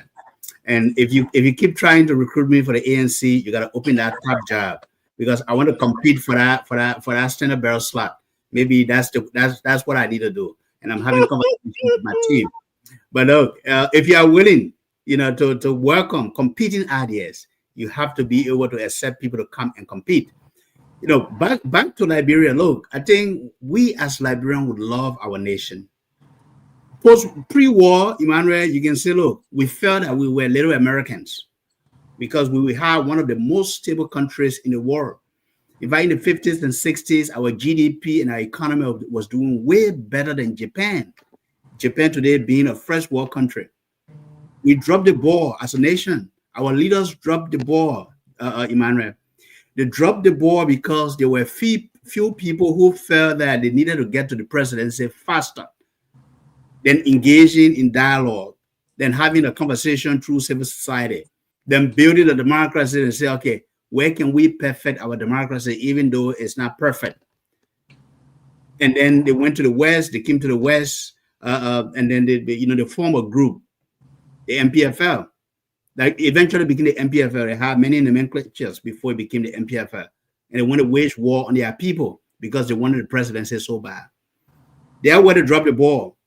So instead of trying to build a democracy, to perfect the democracy, they circumvented the process of democracy, even though we had a military man in power at the time who had become president, the former President Samuel Kayando. But it was not justified to come and hijack an entire generation. Our futures were hijacked. You and I, especially people like us. Today, we have one of the largest homeless population across Liberia. We call them Zogos. Now we have the drugs issues that is out of control. There are a lot of things that happen. And then post-war, look, we try to mend our brokenness, but we forgot where we have stumbled. We forgot to go back to the basics, to make education a priority, to make healthcare a priority, to educate and create awareness so that the young generation don't feel lost. During the war, I lived in the war. I was in Greater Liberia. From Monrovia, I went to Greater Liberia, beyond Chancellor's Line. Basically, our generation, we were being recruited to go and fight. And you know what was the promise, Emmanuel? You go, you fight. After you finish fighting, if you are there for one week or 2 weeks, when you are returning to go rest, whatever you take is yours. So you could loot vehicles, you could loot banks, you could take things that didn't belong to you. I mean, rebels took people's wives. They shot people on the spot because that was a promise Charles Taylor and Ellen Johnson and these people brought. We dropped the ball. And that's we are now paying for the sins of our fathers, if I may say. That's what we are still going through. We are not out of the woodwork yet. But let me tell you what we can do. I don't think everything that we copied from America, and I do agree with you, Emmanuel, we are a copy nation, but I don't think everything that we copied from America is wrong. I think America has one of the best, strongest democratic systems in the world, where there are 3 branches of government and there is what? Check and balance. So, for example, today we have one of the most, of course, controversial presidents in the world in America. But despite the fact that he wants to make certain changes, he's still being countered in the courts through the judicial system. Some of his degrees has been challenged and he's lost. He's won some, he's lost some. And that's what you have as a democracy, where you have a check and balance. But in that, bro, we have a very powerful executive system through the presidency that has the power of the purse. You can be senator, you can be representative, you can do the allocation in the budget. But if the executive and the president don't approve for this allocation to go out, it's just going to be in numbers. You can get the funding. So it compromises the check and balance because even the senators and the representatives become compromised. They become compromised. They have to work in tandem and sometimes compromise their independence because they want to get certain resources towards their counties and for their own pockets. So look, until we begin to rethink, how do we rethink? Education, we'll start with education, Emmanuel. Let's go back to the primary education, to preschool. Let's institute an education process like the old days, but even better because now we have technology so that as we educate the next generation, we begin to think of putting Liberia first. And secondly, let's look at our tertiary education system and look at how we can reform that we can create it in a way that creates more jobs, create jobs for the young graduates, for people coming from high school. Everyone don't have to go through college. We can create more skill-based pathways so that people graduate. They are electricians, they are plumbers, they are carpenters, they are masons. We need Liberia as a whole. Monrovia today, when you see Monrovia looks like a giant construction site because everyone is constructing. And I applaud the diaspora-based Liberians who are coming back from Europe, from America, from Australia to build. They are building, and they should be applauded. And then finally, accountability. Look, we need a government that is serious about holding people accountable. Accountability matters. Accountability attracts foreign direct investment. Accountability attracts people like you and I, Emmanuel, where we are not afraid to go and sit down in Liberia because we know that when we have a problem with our neighbor, we have with business problems, we can go to the courts and we can get swift justice. That when people are stealing, they are abusing the power, they can be held to account. And if we institute those three measures, my brother, within 5 years, that will be a better nation. But we still love Liberia, and we have to make sure that in whatever we do, we think Liberia first. Thank you, Tamba. So the debate is whether or not Jim said we didn't struggle for our independence. So, quote unquote, we don't value, we don't have that kind of system or training that Ghanaians, those who went under the British or those who went under the French or the Portuguese did go under. But we had our own struggles as a country.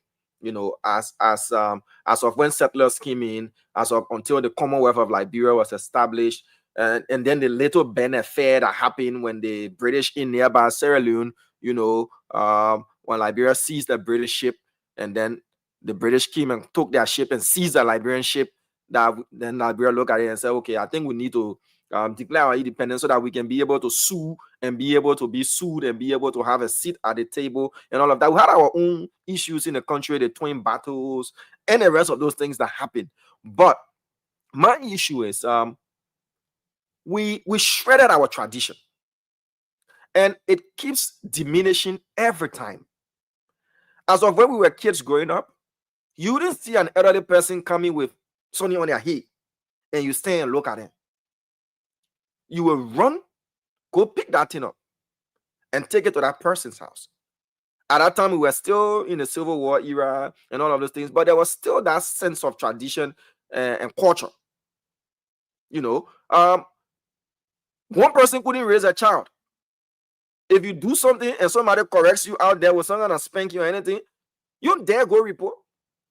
Because that right in front of your own man, your man will tell the person to spank you again. So we had that respect. But nowadays, it has deteriorated so badly that even kids are not afraid anymore to even insult in front of big people. And that has transmitted to every sector and fabric of our society. We shredded our tradition and our cultures. Where I thought we would have gotten it right was after the civil crisis.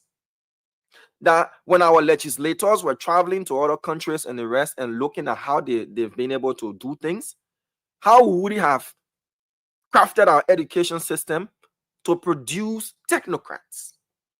People can leave from Ghana, Nigeria, other places and can teach our high school. They're just high school graduates. They're just high school graduates because their education is tailored to a way that once you leave high school, you already on a career path. What we're doing, we're playing. That's why years ago, go to school, the science student, the art student, we actually play. If you want to compare it, look at how our students behave in other West African countries that ride the WAS and how we behave in Liberia. We smart people, it's true, but you cannot ride on people's smartness and keep them at a disadvantage. We had the opportunity to have reinvented the wheels. We're just back from the civil crisis. What symbols can we craft, that we can, when you see that symbol, like the Ghanaians have Sankofa, they have Jinyami, they have different things that mean different things that can rally them. They have a patriotic song. What do we have? I was asking myself this question when I was in Shansha. I was asking myself, and I wrote a piece. I will share that piece with you. I asked, what is our national symbols? What can we look to? What defines Liberia? That if you see this particular structure or something, it brings that Liberian spirit out in you. If you see that particular symbol, how can we be united as a people when we cannot even converse? The only thing we have in common is Kolokwa. That's the only thing we have in common. That is why when you meet a Liberian overseas, you start speaking deep Kolokwa because you want people to understand what you're saying. We need to reinvent. Is it possible? Can we rewrite the whole of history? No, it's not possible. But what can we do now? What are those folklores and stories and those things from other places that our people? I ask myself again, what festivals do we even have in Liberia that Tama can go back to Lofa to go enjoy? That Mr. George can go back to his county to go enjoy? That I can go back to my county to go and enjoy? What binds us as a people?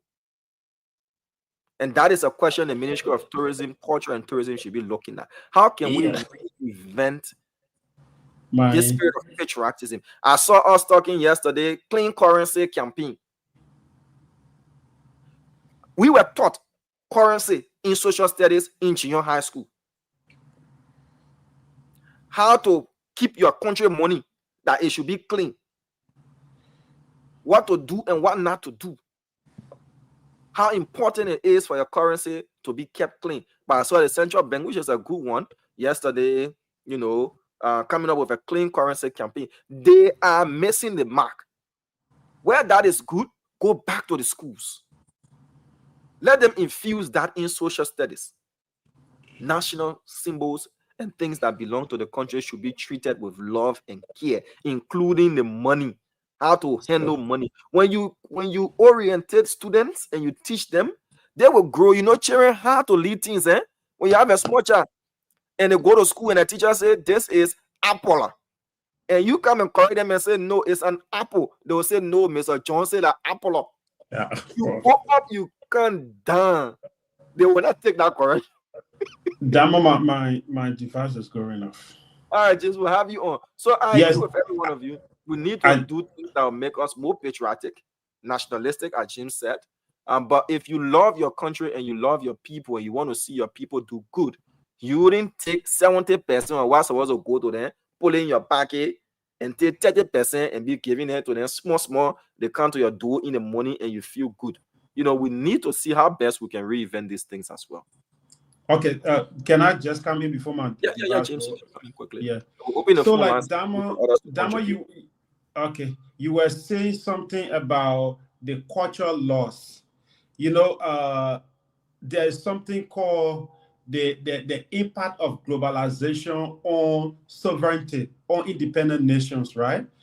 You see today, like me, I hope, I pray my big brother is not listening, because I don't want him to say to start calling me. I was around, I think, 6 or 7 years when it took me to the Pro Society.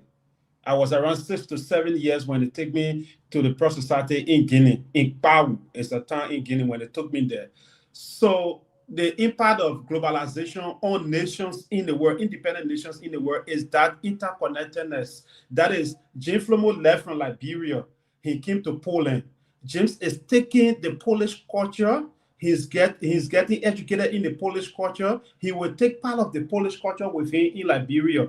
The Polish guy in Liberia will bring them here. That is how we lost most of our cultures that you're talking about today. We have our big brothers who left Liberia, who went to other countries, and countries are interconnected now today. We do trade together. We share culture. There's something also called public diplomacy, in that you also have cultural exchange. You have the Americans do it. We Liberians, we also do it. I think Julie, Ambassador Andy, took few people to Japan. We go to those places, we exchange our culture. So for us, when we took the other people's culture, when we brought them, we forgot our culture. Like in Liberia, we used to have certain clothes called senator shirt. The senator clothes, President, we already used to wear. Now they call it purple suit. Now when we came to power, we started calling it purple suit. But before we used to call it the senator shirt. That is a Nigerian culture. We took it from Nigeria when we brought it. When Damo wear that clothes, Liberians will say, "Oh, Damo dress." But when Tamba goes and get the Liberian cloth and wear it, was like, "Tamba, you get dressed, man. Move from here, man." We interchange our culture and forgot our culture and prioritize other people's culture. So that is one of the major impacts of globalization on all nations, not only Liberia. Globalization will make you to forget your own culture because you went out there, immediately like our people who in America. We talking about this, some Liberians, they don't even want to sound like Liberians. when you are speaking, they say, my man, you love my mail. They men are Guillaume mail. Look at the way the man speaking. Like other people listening now, they will say, but Gina, real Loma man, you know from him. Because when they got other people culture, the way the Americans are speaking, they gather and they came back home, they want to sound like the Americans. They don't want to sound like Liberians. So that's one of the major reasons why culture around the world getting erased. Not only Liberia, most countries are losing their culture because of globalization. James, I just want to come in there quickly and then we'll go to the phone lines. Mr. Tamba and Mr. George, you can come in as well. But I tend to differ a bit on that because we have intentionally lost our identity. James, there are equally bigger countries, African countries, that experienced colonization on a larger scale than you did in Liberia and maintained their cultural identity. I come in, James. I want to say something, right? I just wanted to conclude. The population of Nigerians overseas is far larger than the population of Liberians overseas. But yet and still, they maintain their cultural identity. Even in the countries for which they found themselves, they have their governors, they have their Igbo, their Yoruba, their whatever, they have their leadership structure. And it's rare that they will even take cases to police unless it cannot be handled by them at their level. They celebrate their cultural festivals, they celebrate their uniqueness. And even though they are intermarrying more than us, they bring their children back to their root. But when you bring a child back to Liberia, what are you bringing your child back to? So again, like maybe in 2-3 minutes I'll be out. My phone is going out. That is what I said. The time you're talking about 1822 up that time. I'm talking about Nana. That is still maintaining their identity. Yeah, they still maintain their tradition. They still maintain their festivals and everything. I'm talking about Nana. Like for example, in China, February to the beginning of February to the end of February, that whole month is their spring festival. You can get nothing to open. Yeah, that's true. Absolutely nothing to open. As advanced as they are, they maintain their culture. Yeah, so how is it that globalization are eating and erase everything, but globalization erase all our own not get some? So you're not getting my point. Globalization cannot cancel every nation's culture. I'm saying if I travel to Nigeria, I get a Nigerian culture and bring it. Globalization is responsible because it's all about interchanging. Like that what now in the international world, people are more focused on public diplomacy. You will hear nations telling you my foreign policy are focused on public diplomacy because that is the public diplomacy. It helps to shape the public perception about your country, right? These people will move in, you go and take the people culture, you bring it. Those people, some nations still maintain their culture that true. And I said a lot, other people maintain their culture. Some people go, they take the people culture, they bring it, they forget about their culture that true. That is the same thing with Liberia. We took other people culture from America, from Nigeria, from Europe, everywhere. We carry them. We say, oh, they meant that European train, that American train, that Chinese train. We bring these people now, which we are reintroducing segregation that was in America. We're bringing it back. When the Americans guys are there, they say, hey, my man, American people sitting on what else? Me, I'm not going what else. Yeah, my man, I'm from the States, I'm from Europe, I'm from Ghana. We are bringing segregation among ourselves because of these places we went and inherited the people culture. That's true. Those nations, some of them maintain. We are saying the same thing, but we brought it. We forgot ours. Okay. Good day. Sorry. Good day. I agree with you, right? But I disagree with you on your globalization theory, which is great theory. It happens, and I can prove it to you. But we got independence in 1847. It was not until 1845, the referendum of 1845, that connected what we called the hinterland at that time. Maybe Tama remember the hinterland with the rest of the country. So the political entity we call Liberia 1945. Yeah, the political entity that we call Liberia today was Greenville, Harper, Buchanan, and Monrovia. The rest of the people are on their own. Yeah. So it was not. It was that same 1845 referendum that gave our sister the right to vote. So for almost 100 years of our history, about 80% of the country were isolated.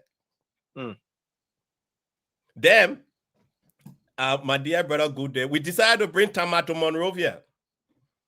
We brought Tama to Monrovia. We changed his name from Tama, and we christened him. We call him Peter. And then we changed it for Agadas to George. So he became Peter Josh. There is power in names. So when you walk in Monrovia, quite recently, again, I'm going to drop another bomb of controversy. I know they're going to fire me to death. You know? So we started in the 1980s and 90s to have name that maybe the father named Peter, the mother named Linda. So we bring it together. We call it Peter Lane. We started having those kind of things in our in our culture now. Peter Lane.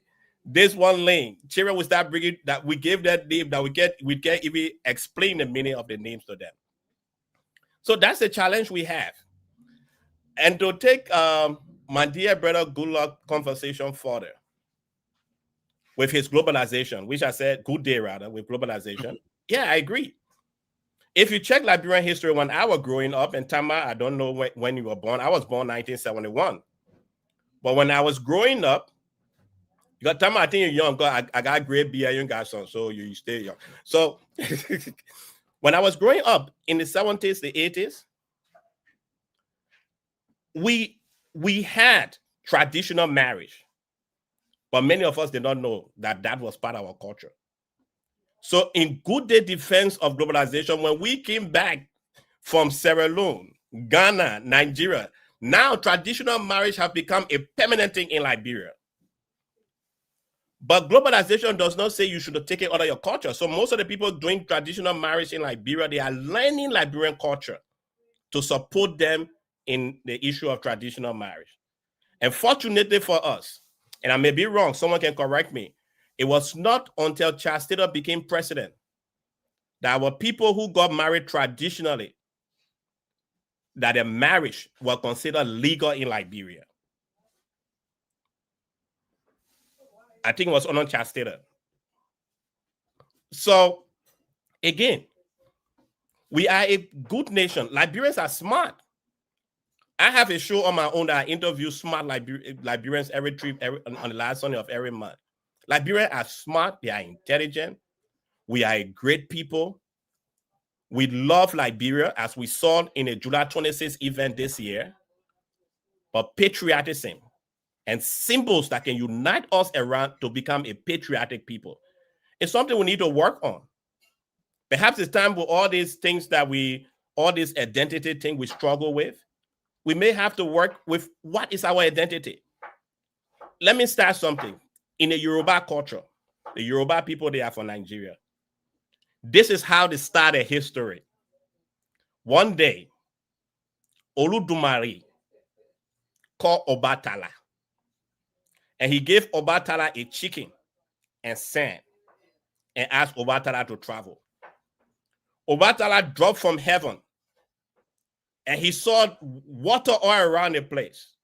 So Obatala took the sand, he dropped the sand, and the chicken was scratching that sand. That place is called Ile-Ife. There where life starts from. That's how the Yoruba started Nigerian history. From the beginning, it started. Oludumare is the Almighty God in Yoruba. And Obatala. So if you read Genesis chapter 1 verse 1 as a Christian, that is the Bible beginning of how they call it. That the Almighty God sent the Holy Spirit of Jesus Christ down to the earth. That chicken started to scratch. That's how Yoruba history started. So Ile-Ife in Yoruba means the source, the beginning, where things started.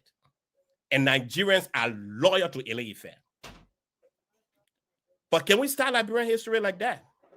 How many of us know how that the first group of Liberians, the crew, the Bassa, the Dame, how they came to our country?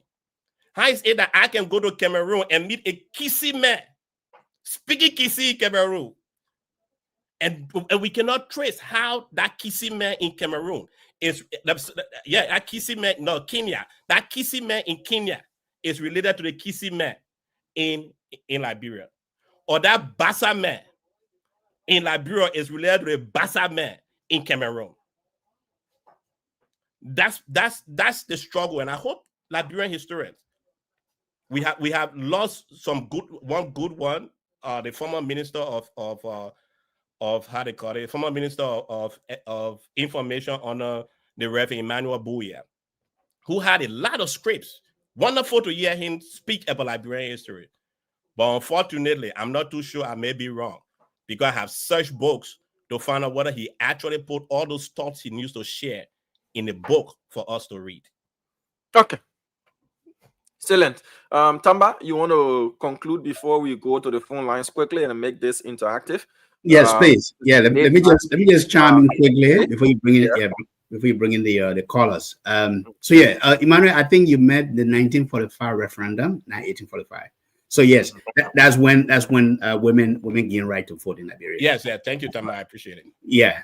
So Liberia, and just by that referendum, I'll go back again a little bit in the history of Liberia. Liberia was set up in a way that would copy all the things that we wanted from the United States, the government process, right? The government system, 3 branches of government, just like the United States.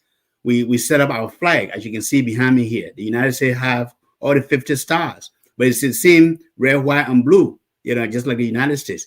If you pledge our allegiance, you read our Pledge of Allegiance, there's only one line there that's different, that say honor God indivisible in the Pledge of Allegiance in the United States. So almost we copy everything verbatim.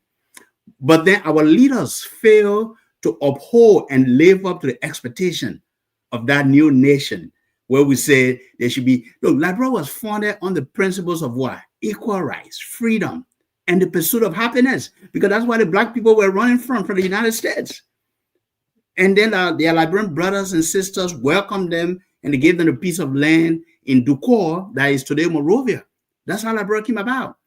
But when they got there, they became the new slave masters, because they had experienced slavery for over 400 years, and then they begin to adopt some of the same systems that they have experienced in the West, in America, where they were excluded, and they excluded the majority of Liberians, the indigenous people. Slavery. We practiced slavery in this country. Exactly, we did. And today, if you look at Liberia, my brother Emmanuel, we shouldn't miss our wars. We are damn tribalists.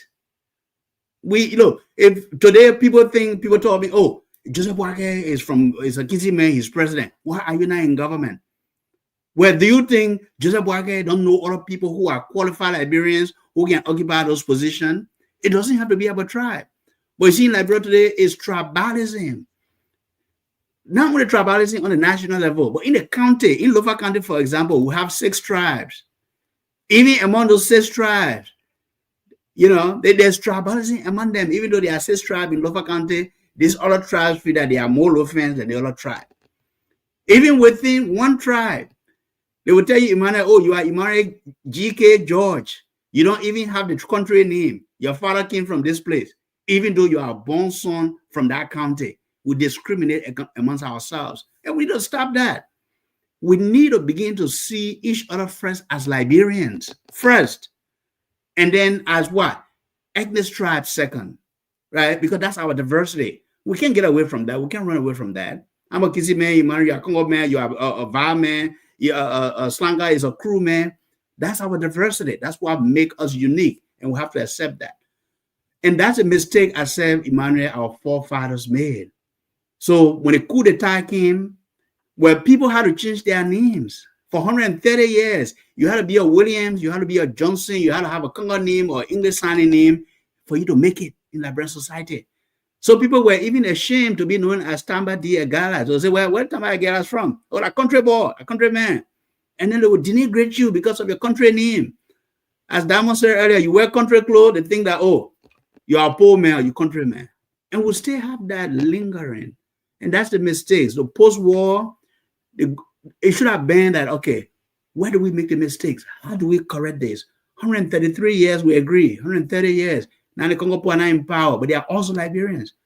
How do we course correct? How do we ensure that we bring everyone in the fold, treat everyone as Liberian? It starts with the education, my brother. We are not there yet. We got to change our education system. We got to revise our history, relook at our history. If we need to create new symbols, like create unity, then let's do that. But I'm not going to say everything is bad. Look, I love the national anthem of Liberia. I love this flag. That's why I carry it every day. But let's see what we need to improve, what we need to enhance, and create that unity and create that strength so that Liberians can be prouder wherever they go and not be ashamed. And Tama, I agree with you. And Tama, you can take your course, but I agree with you, Tama. We don't want anyone leaving from here saying that we don't believe our country is a great country, it's a beautiful country. I love Liberia with everything in me. I don't carry any other country passport. I don't intend to carry any other country passport. I carry my Liberian passport. In fact, one day I was traveling, Diamond. I was at a border called Aflao. That's Togo and Ghana. Yes. And on the Togolese side, I gave the guy my Liberian passport to stamp. He took my passport, put it on the side while charging me money. 3 Americans came. They dropped the passport. He stamped it. I took my passport in front of him and I walked away. Because I love that green book, that Liberian passport. It's me as a Liberian identifying myself. So we are good people. That's not what we are saying. But we have allowed our tradition to be taken over by our conceptualization of religion. We should stop calling our masquerade devils. They are not devils. Because in that masquerade may be Tama's sister or my grandmother. And my grandmother was never a devil. That's why our children are afraid when they come out. Because we're saying that a devil is coming out. No devil is coming out. It's our tradition. We should celebrate it. Okay, Mr. George. It's been an insightful conversation, void of the usual hot steaming political conversations that we have. And sometimes that's why I employ not just this network, but other media networks and institutions to have these kind of interactions. We can have folklore being told on the radio. We can go to the villages and look for the oldest person in that place to tell us their tradition, their history.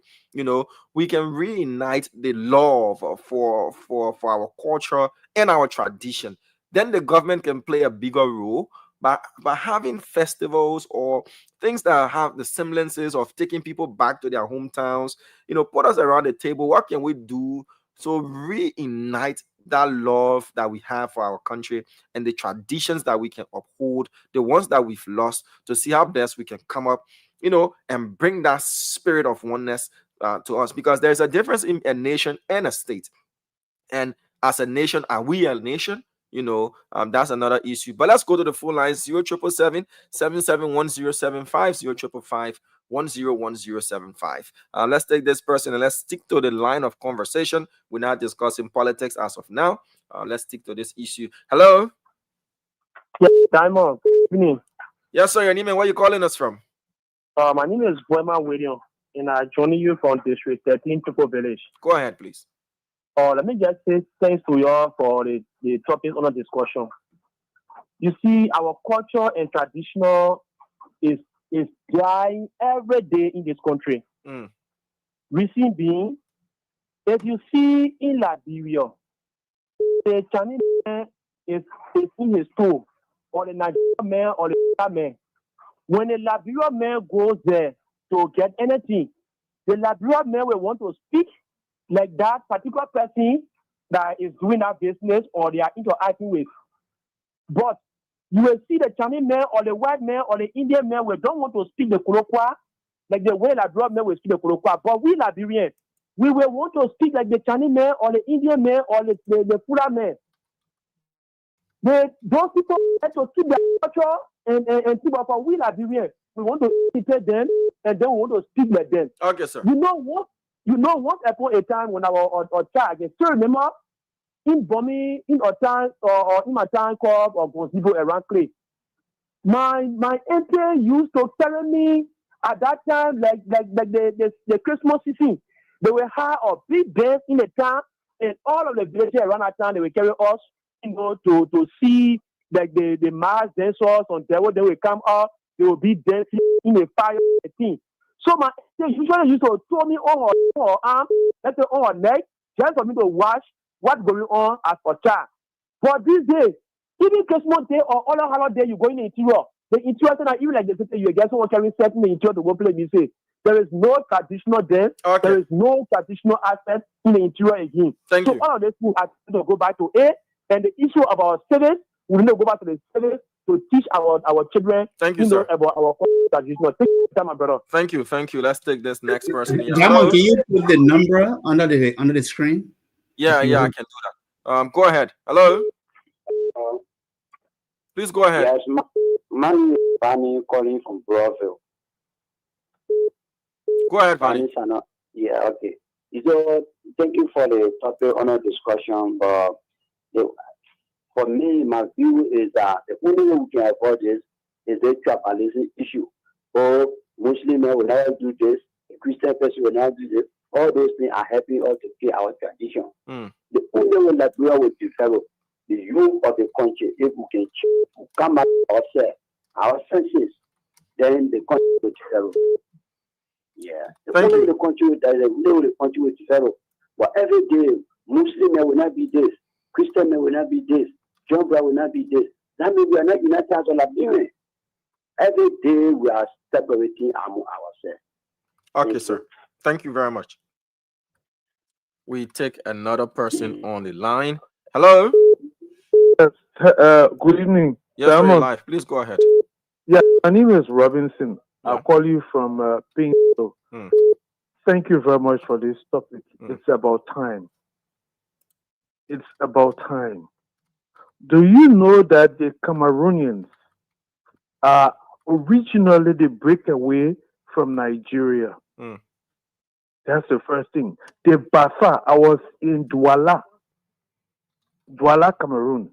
The Bassa, the Amazonian, they are the ones that returned to Liberia. That's one. You need to check history. The Q-U-A-Y-E Kwe is a Ghanaian from Ghana. That is a name in Liberia. It's a known and rooted name from Maryland, Grand Jida, coming down there. Kwe. Ask anyone. I say again, it's about time history comes out so we can start to respect other people as well. Thank you very much for this call. Thank you. Thank you for calling. Liberians are interested in this particular issue of our identity, our cultural identity as a people. How can we revamp that interest as well, not just in this generation, but even a younger generation as well? Remember Balawala, Malawala, all those things. What do we look up to as Liberian entertainment that has got cultural value attached to that as well? And what can the government and people do to reunite?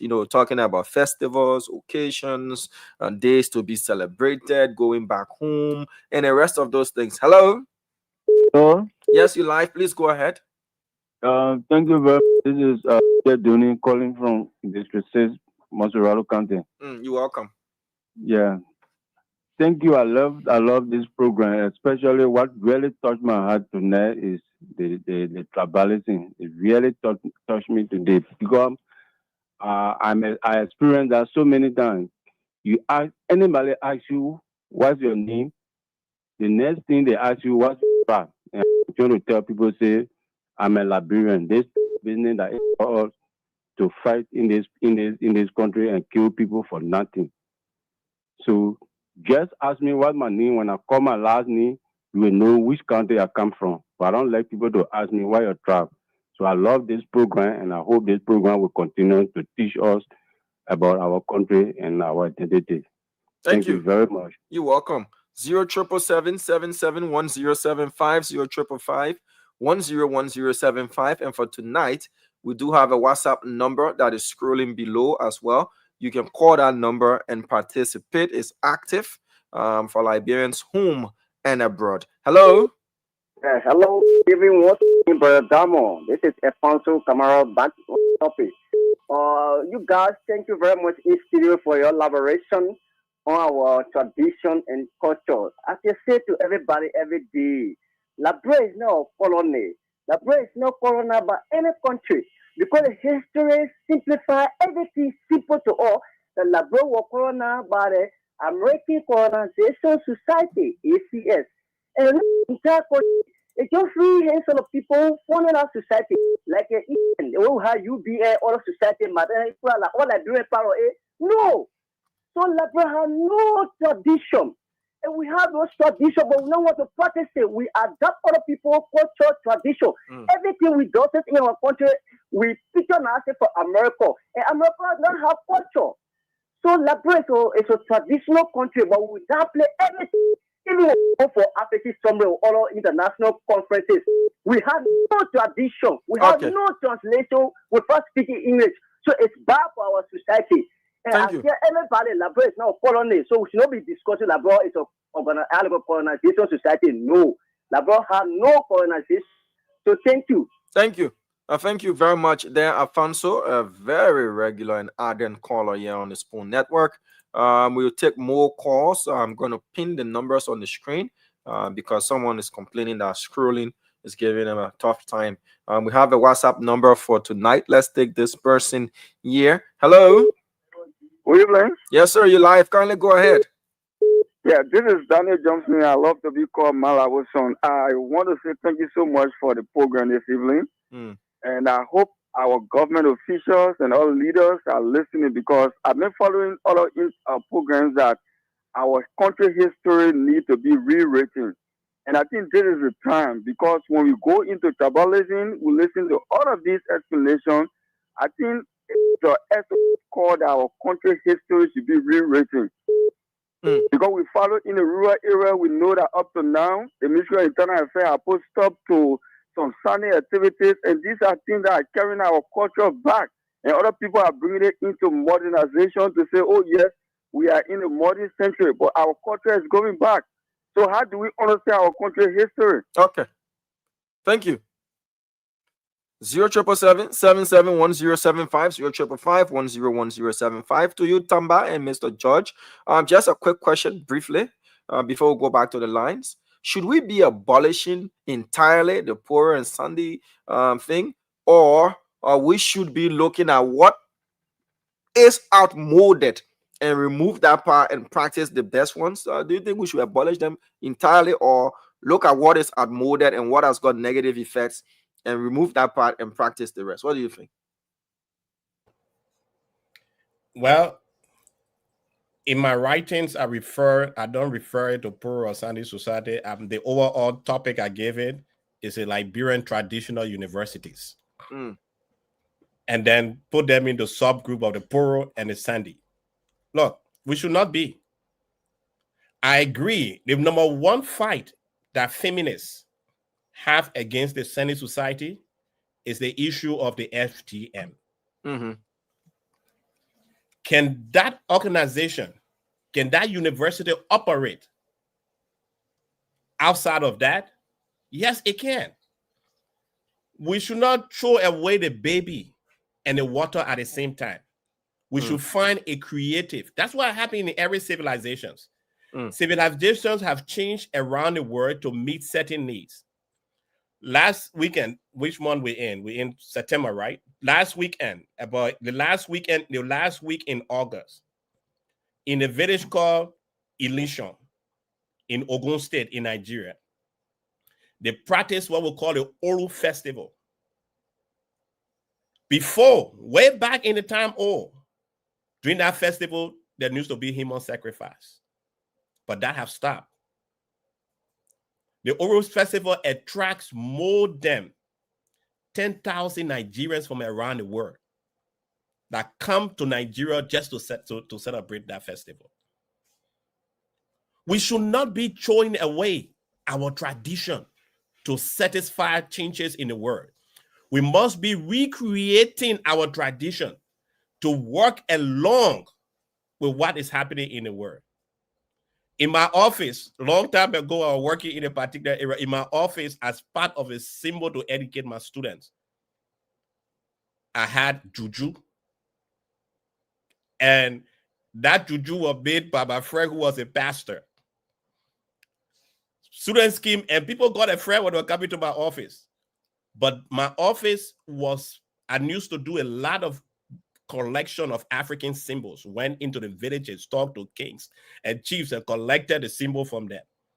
But students need to be taught over time that this thing, as you see it like this, that how it looked like, but this is what can be used. Let me end by saying this. A couple of years ago, I was very fortunate to lead a team to South Korea. While we're in Seoul, a gentleman came, a doctor came, and he said, he was introduced to us as a doctor. And we decided to work with him. That doctor is not a medical doctor. He is a traditional doctor. But So, George, let me just hold you in on your thoughts right there. I beg you. I'm sorry for the intrusion and interruption, but let's take this person. Tama, I'll get to you after, so you can weigh in your thoughts as well. Hello, you live on the line. Please go ahead, sir. Yeah, thank you. Allow me on the line. My name is Jonah K. Howell. I'm calling from USA, to be precise, Atlanta, Georgia. You know, I love the show. Just sitting before my TV, watching the show. It is good sometimes why you people are educating or on the line. People don't know. I in a church here in the USA, they call it MCC, Medina Christian Fellowship Church. And there's also white people in the church, and we are two global guys over there. Every time we meet at the church, we'll be sitting down, be speaking global, and you will see this white guy, and they will come around. They will be, but wait until they involve in learning what we be speaking every day. Because after service, before service, we sit down and be talking, and they will see them. They will come around to monitor what we say. So it's good. It's good. Sometimes to know our identity is very good. It's very good. And I love the show here. If the show continues, at least something great will happen. Thank you, sir. Thank you. Thank you. From the US there. We take this next person on the line. The WhatsApp number is active. Hello. Yes, hello, Diamond. This is Coach Sharif. How are you, sir? I'm doing good, Coach. And you? I'm doing well, thank you. Listen, I wanted to contribute a little bit. I don't know if I'm online or not. You live, sir. Just go ahead. You live on the radio and the TV. Okay, thank you. Listen, I know we don't have enough time for me to go into everything that I want to say. I just want to give you a message. This segment of your show right now, I think is one of the best and most impactful program you will ever have this year, for this simple reason. The healing of Liberia, for us to get out of our dysfunction, it begins with changing our mindset. If we cannot change it, we need to just alter it. Everything that was said tonight by the various panelists and some callers is absolutely on point. We can come up with the best policy ideas, anything we want to, as long as we don't change our mindset, nothing is going to work in Liberia. What Brother Emmanuel said is absolutely on point. What Tamba said is absolutely on point. So right now you would do Liberia a great service by actually carrying on this dialogue with your callers, both at home and in the diaspora. Because it's almost like we're shooting ourselves in our foot, in our collective feet, by shutting down the greatest assets that we have that built our nation in the past, before the arrival of settlers, before any borders were drawn, before any briefcases were shown on our shores. Those tribal people, those indigenous people, those people of the land that were great people across West Africa, who were very important people across Africa, not just in our own area, between the Mara River area there, Sierra Leone, Guinea, Liberia, and Africa. Not just that, but we went beyond that. You name any great empire in Africa, you will see that there's some of them, they're the descendants in Liberia.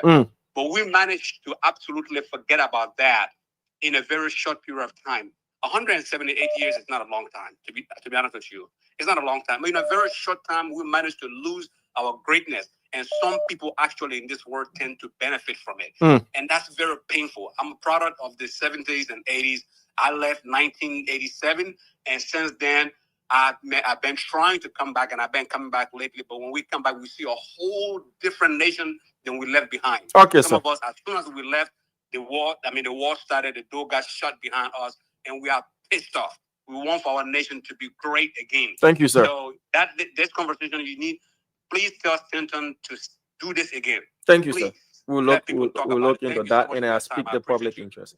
Thank you very much. We have to pause on the WhatsApp calls there for a minute and come back home on the local numbers as well. 0777-771075, 0555-101075. Let's take this next person. The lines are buzzing, Tamba and Mr. George. The lines are really buzzing. Liberians are interested in what we're talking about. You mentioned the traditional universities. You know, the Akam people. They have this festival where even the most educated will take their daughters back to Eburi to go and sit on the rack to show that they chased. You know, if you sit on a rack and it doesn't burn you, according to their traditional belief, you're still a virgin. But if you sit on a rack and they give you the egg to swallow, you cannot swallow the egg full, meaning you are doing something beyond the horse. And it attracts them from all walks of life. What can we do? We're talking about tourism in this country. How can we revamp a tourism sector? We're looking at our traditions. How can we make it attractive? I went to a place, a very beautiful place, Kunkun Eco Lodge. On the edge of that place, they have a village, Basso Point, that entire place. Amen. To tell us the story of that village, we were unable to have gotten the story of that village. And I sat and I asked myself, somebody that knows that money is missing here. What's the history? How did this village come into being? What do you do here?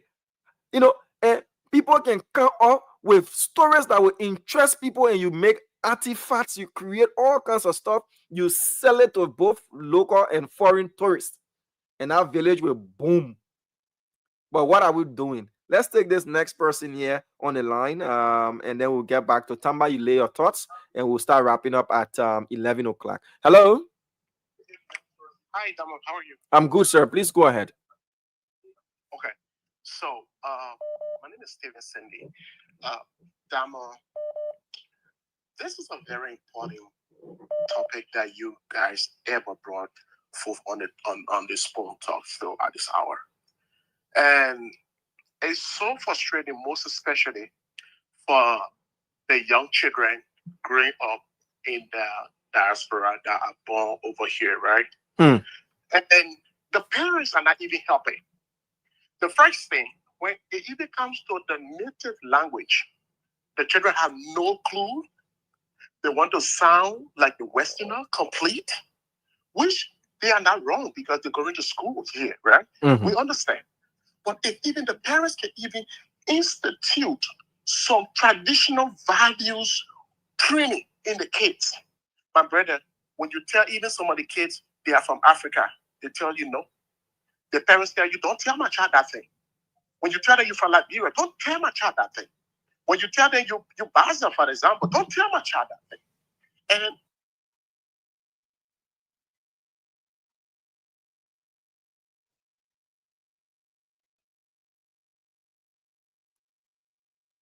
I think you lost him. Yeah, we lost him. Which will be working back from Nigeria. And I'm a young man, but I will tell you for free, Damo, this discussion, I really hope that you guys can hold on to this, and this can be a whole segment, because Liberia, we have lost our value. I'm not saying we are lost it. We have lost. And the reason why we have lost is because our parents who born us in the diaspora are not even, they don't even want to admit being a Liberian. They deny their relationship their true relationship with Liberia. They only celebrate, like, this is why when I see people in the diaspora celebrating July 26th, I don't celebrate July 26th because that's not the way to celebrate July 26th. That your kids in the house only know Liberia Independence Day to be on July 26th, whatever. Then they see you wear red, white, and blue t-shirt, and you go on the field to go and drink alcohol, and you say you're celebrating July 26th. Okay, sir. All right, sir. Thank you so much, Dama. Thank you. Thank you, guys. Thank you. All right. So Tamba, I'll get back to you to lay your thoughts before we go back to the phone lines. I'm telling you, to even answer the calls is confusing because as one call is coming in, the other is coming in. But Tamba, go ahead. Are we missing out on opportunity to revamp our traditions and cultures and festivals and the rest, and we can attract interest locally and internationally? People want to come and witness what we do as a people. Should we be abolishing the entire Pura and Sunday, or select what is outmoded, or what are those outmoded aspects? Because culture, like religion, should be dynamic and change with time, but still maintain its basis as well. Tamba, what's your take? Yeah, great question, Diamond. I think, first of all, I do agree with Emmanuel when he say, the poor and standard societies make up part of our education system. It could be a traditional system, right? But these societies fill a crucial role in educating young men, women, maintaining social order, providing spiritual guidance, as well as, of course, influencing our political structures. Because, if you go to Pora as a man, for example, when I go to Lupa County and I'm invited to the Pora, right, it's a place where you can speak with elders and influencers within that community, within that county, within the district. But also the Poor and Standard Society is a whole industry, traditional industry that people don't understand. It creates an opportunity or job opportunities for the Zols, especially our mothers who run the Standard Societies for these women, and our fathers, they're our elders who run the Poor Society for young men. Now, are all of the aspects of the Poor and Standard Society relevant in today's age? I don't think so. And the most harmful part of the Standard Society, and I'm going to say here, is the cutting of the female genitals, which is really frowned upon. I have worked in international organizations that have dealt with female genital mutilations programs, wherein we try to help young women and in a society to address those issues. Well, I think what we could do basically is to create some sort of awareness and education in terms of how we can improve these societies. So, for example, instead of abolishing it completely because you are taking jobs away from these women and these men in these traditional settings, but you can create an education system in a way, an awareness program wherein you educate these women that are running these standard societies not to cut these girls, not to remove their clitoris, but instead for it to become more ceremonial, because there are other aspects of these societies that are really great, for education, for preparing men. In fact, the Pearl Society was used in the past, for military purposes. It had military connotations. Men used to go there to go train and to get ready, because when they are caught in times of war or struggle, they are ready to go and defend their territories of their towns and their villages. So I don't think we should get rid of it completely, but rather we should find a way to modernize some of these practices, bring them into the 21st century to ensure that they are beneficial to the citizens and to the young women and the young men who have to go through there, but also make them as part of our cultural norms, right? So we know that if as a man you get a certain age, especially for folks like you who are in the diaspora, like Emmanuel and others, and Conor Gray, make sure that you get your son to return to Zosa district, or to Bombi, even if it is for 2 weeks. And I have taking a commitment to say, I have to get my children back there, especially ones who are in the diaspora, so they understand exactly where we come from. We Liberians need to begin to stop being afraid to tell people that we are Liberians. We need to continue to promote the Liberian image wherever you are, whether you are in Australia, whether you're in Rhode Island, whether you are in New York. And Emmanuel, I'm currently in New York City, right? And we have these community events and festivals on an annual basis, but we have to find ways to insert and create our cultural activities and create awareness so that the young people, even those who are born in the diaspora, can begin to understand their traditions and they understand their history and where they come from. And I'm all about rewriting our history if we have to. Rewrite the history, but all of this starts from the education sector, Diamond. And Damo, if you're running, I can just add this point, Damo, to what you say, right? And most feminists and those who speak against this tradition in a negative way sometimes come out to say, oh, it's male dominated. Let me drop another thing that may be controversial to you. The highest person in a traditional university is a female. It's a female that links the Poro and the Sani society. Her name is the Manzo. That's how they call her. The Manzo is the link. So we need to spend some time studying our tradition instead of kicking it to the curb.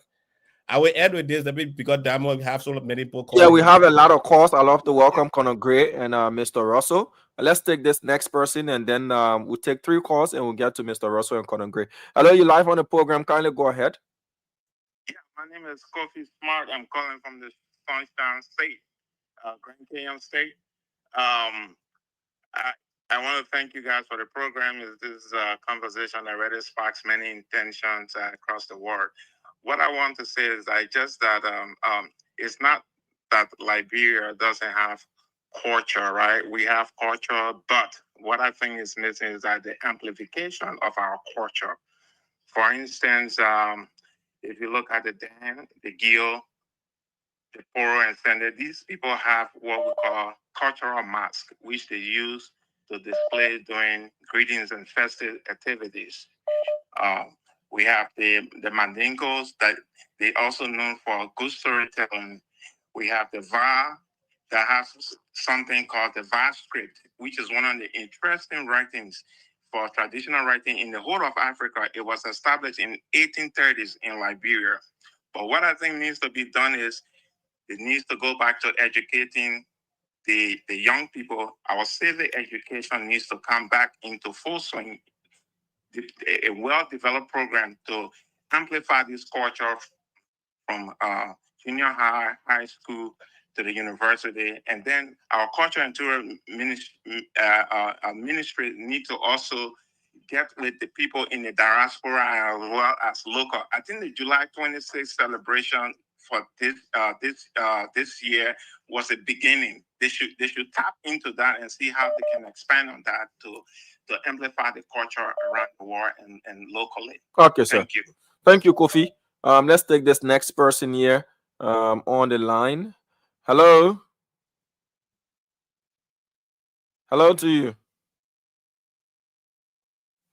Hello, you live. Just talk to me in real time. Don't mind the show. You watching something that is a bit delayed. So just speaking to the phone in real time. Yes, you live. Go ahead. Yeah, Donald, my name is Joseph. I'm calling you from California, United States. I want to respond to Emmanuel about a mascot for the Liberian people. I believe the reason why they call it devil, because they make it fearful for the ordinary people. That sometimes they bring it outside. They make the ladies to go to hide themselves in the house. And sometimes young children are there. And they make it look like devil. That's why the people refer it to as devil. So if they can bring those excuse me, you're welcome, the reformation to make it such a way to be open, like the Halloween here, children take part in it. Everybody take part in it. It's not fearful for anybody. Yeah, so when we talk about that too, should also be objective and also make the people to know that the reason why people call it devil, our own people make it to appear to be like devil. Okay, so that's sir. the contribution I want to put forth. Thank you. One more person and then we get to you, Mr. Russell. Let's take this person here. Tonight we're discussing what can we do as a country to revamp. Others have said it's a lost culture, lost tradition. Others have said it's not lost, it's just not amplified the way it should be. Others have said, look, we've traded due to globalization our arts, culture, and tradition for what isn't ours. Hello, let's hear you out, please. Yes, hello. How you doing? We're fine on this end. Please go ahead. Okay, there's Dama. Yeah, Diamond and the rest of the show panelists, we live, we're hearing you. Please go ahead.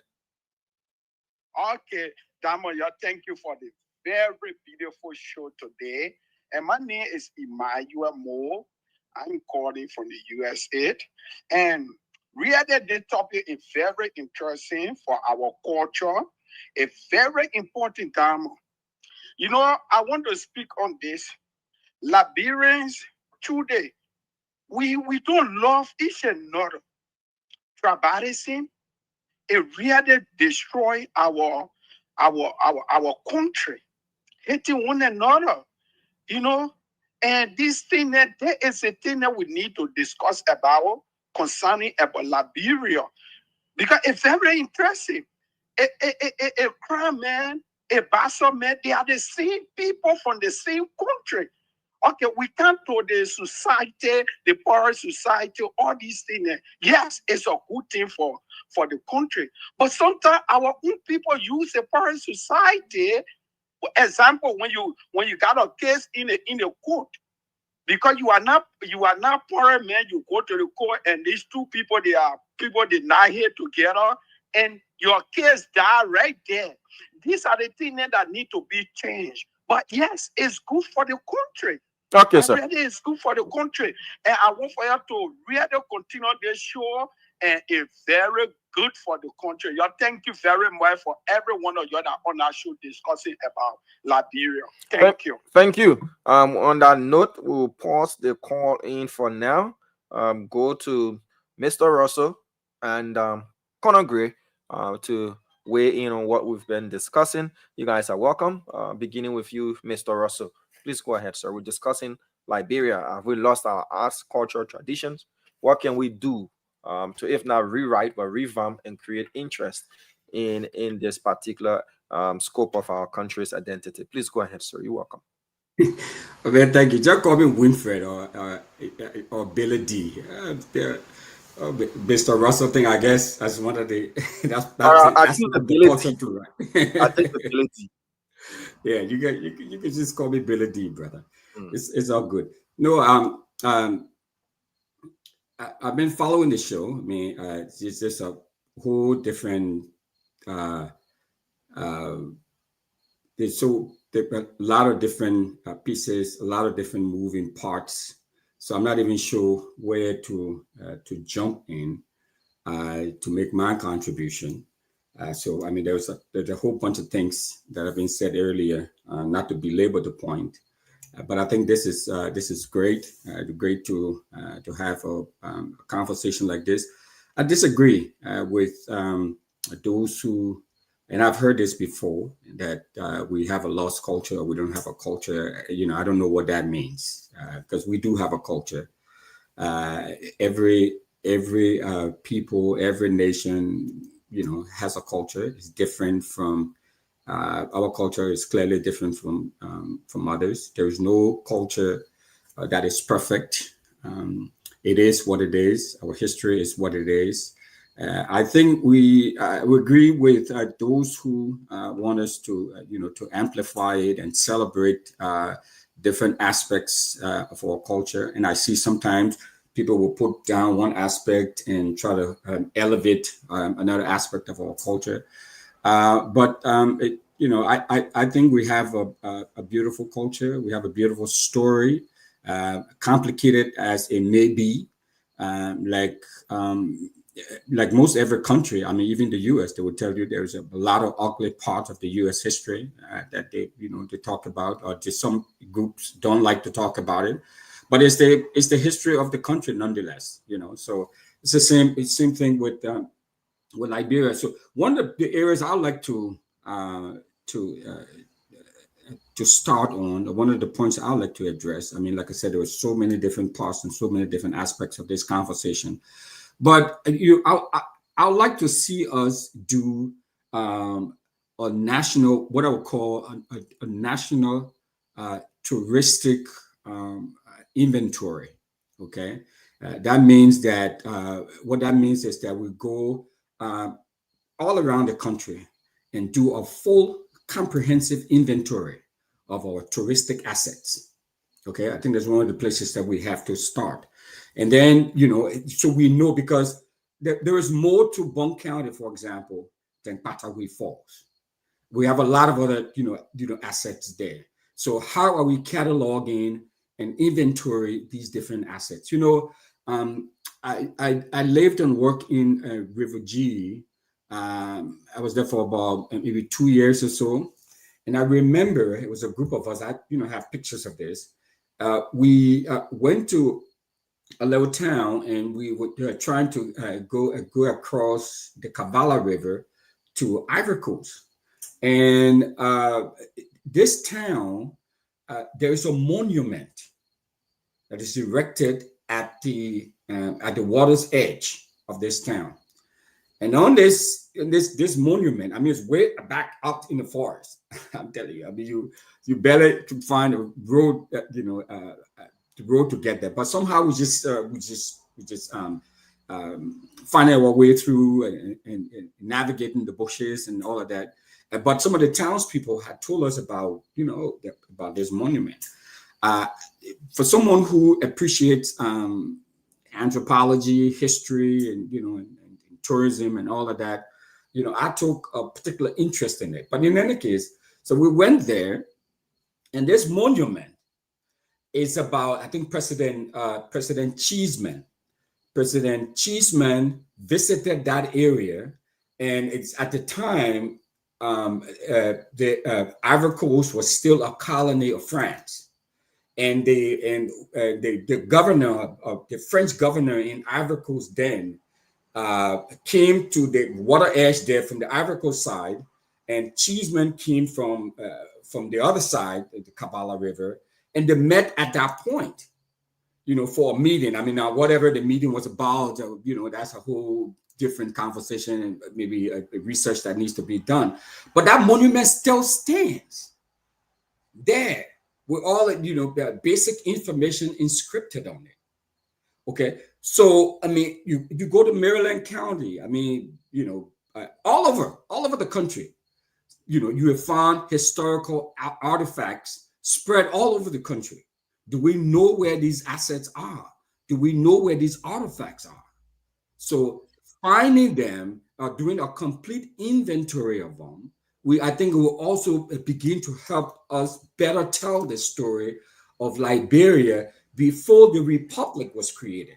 Because what is now Liberia existed thousands of years before 1822.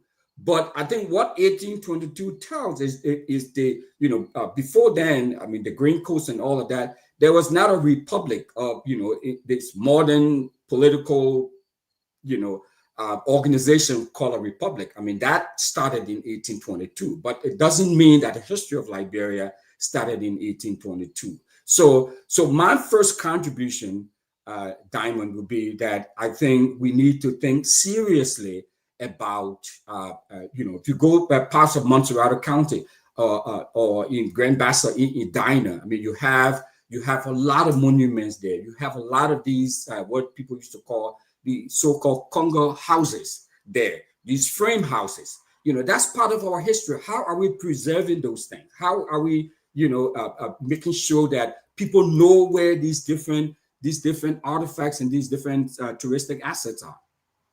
Okay. Thank you, Mr. Russell.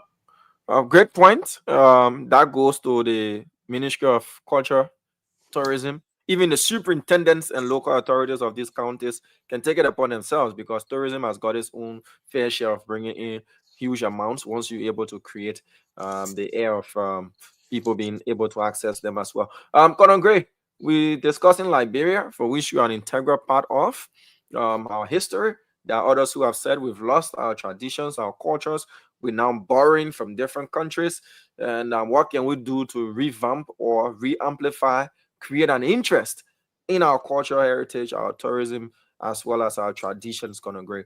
Can we rewrite the books, or we can do some amendments, and that will benefit us as a people, create us as more patriotic people, uniform people and nation, and the rest?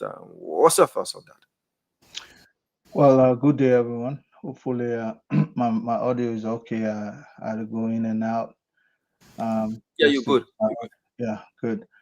So, I listen partly to the conversation. I think this is what makes this a forum. Everybody has a point, and you specifically, Diamond, you mentioned about we have a state, or do we have a nation?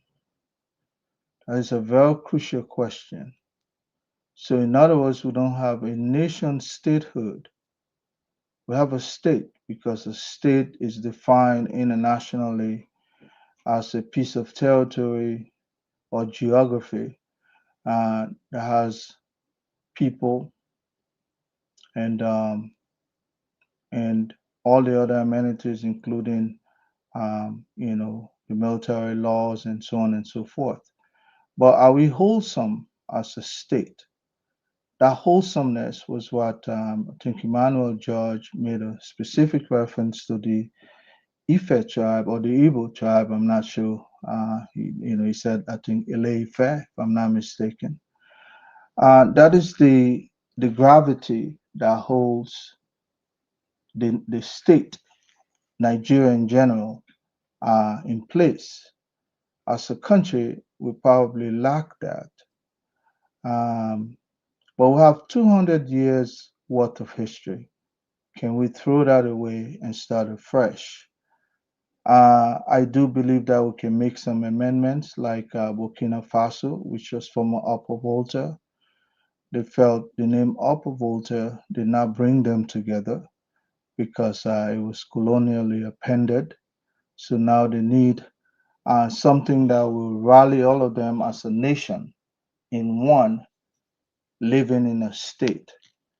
So I want to say people have good points that were made.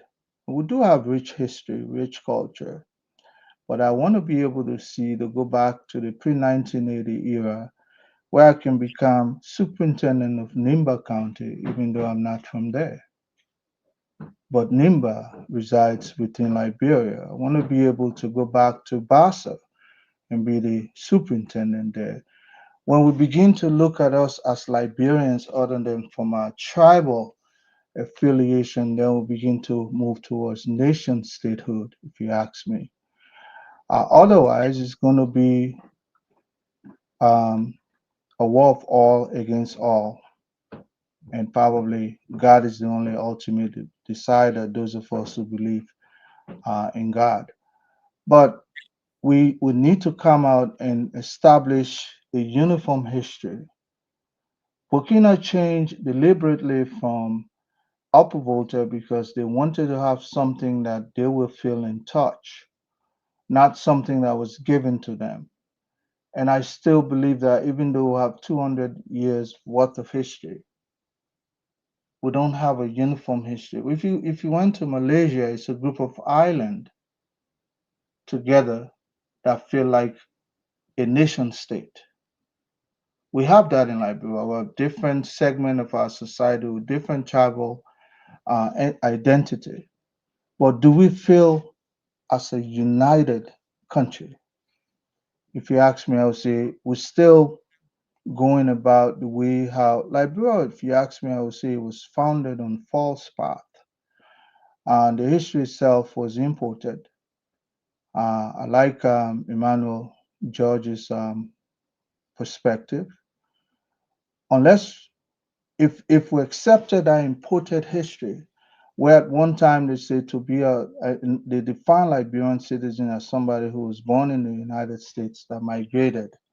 That's why the idea of liberty, the love of liberty, brought us here. That should be one of the starting point. No, the love of liberty met others there. So, or liberty, migration, in other words, met other folks who were there. People will look. Nobody will get their cake and eat it too. There will be lots of sacrifices we have to make in order to let go some of this cultural belief that we have that I'm more Liberian than the other. Therefore, to be a Liberian, you ought to have born in the United States and came and resided on Providence Island. This kinds of falsehood is what Pablo should begin to get rid of. And then we'll find a united emblem that will begin to hold us together as a nation state, as opposed to individual people who came from different places trying to formulate a state. So I think the war made it even worse because people went to other areas. Now they were exposed to different culture, and now they're back, and some of them want to mimic those other culture, while those culture necessarily Liberian culture. So we have a unique culture, but our children born in the diaspora, if I may end there, um, they have an inclination in their mind for something called Liberia, and they hold dearly to it. You can never convince them. We just have not been able to expose them adequately to our Liberian society so they can choose for themselves that feeling of Liberianness. But they already have it. That's why you see our national day, July 26th, is celebrated so humongously among Liberians. Not all the folks you saw that day on the 26th were born on Liberian soil, but they have that Liberianness in them. So they hold dearly to it. Some of them will not compromise anything. In fact, they will not even want to identify as American. They want to identify as Liberians. That's the kind of feeling we should have. When they identify as Liberian, they don't have a tribe in their mind. They have a piece of geography that their forefathers and parents come from. That's the kind of mindset we as parents who emanated from there should have. When we say Liberia is not my tribe, some folks, when you say Liberia, you're a Crow group, you from you from this tribe, that tribe. But can we have a system where we'll say Liberia, no tribe comes to mind? Then we'll begin to rally around the state to form that nation statehood. Thank you very much, Conor Gray. Tamba, Mr. George. He says I shouldn't say Mr. Russell. Good day. We're wrapping up now. It has been a wonderful conversation.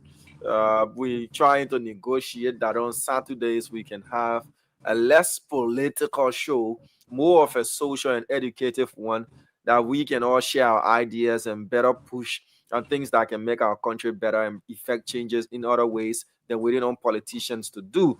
Like, for example, we all in agreement that we should re-amplify our festivals, our traditional and cultural values and norms.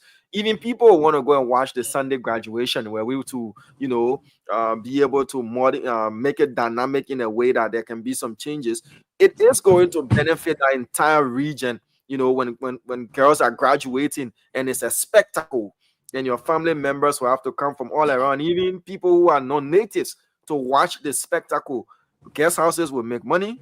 Those who are selling their food products will make money. Those who are selling active fats will make money. Drivers who are transportation owners and will make money, and a lot of other things. Where we to have festivals for the various counties and traditional groups. What they hold sacred, what festivals they celebrate. I will leave from here and go back to my village to go and witness that festival. I will leave from here and go to another village or another county to go and witness their festival. And it makes us to not only be united, but it puts food on the table as well, and it's a source of huge income and that we've overlooked for so long. So we're wrapping up. Parting comments. I should go first. Yeah, go first, James. You okay? Yeah, Tamba wants to say something, and then James can go on. Tamba, take it from Gina Nandi.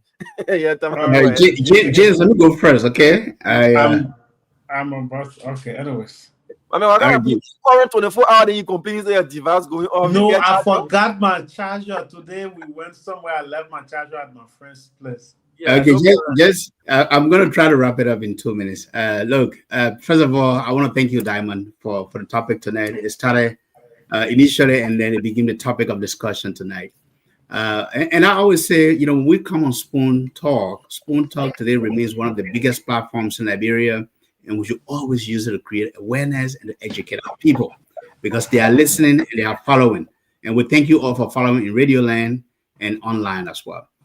Liberia, as a country, look, we as Liberians should always be proud of our country as Liberians, wherever we are, no matter our history, no matter our civil war that nearly destroyed and broke down the entire fabric of our nation, and we are still reeling and trying to come back from that.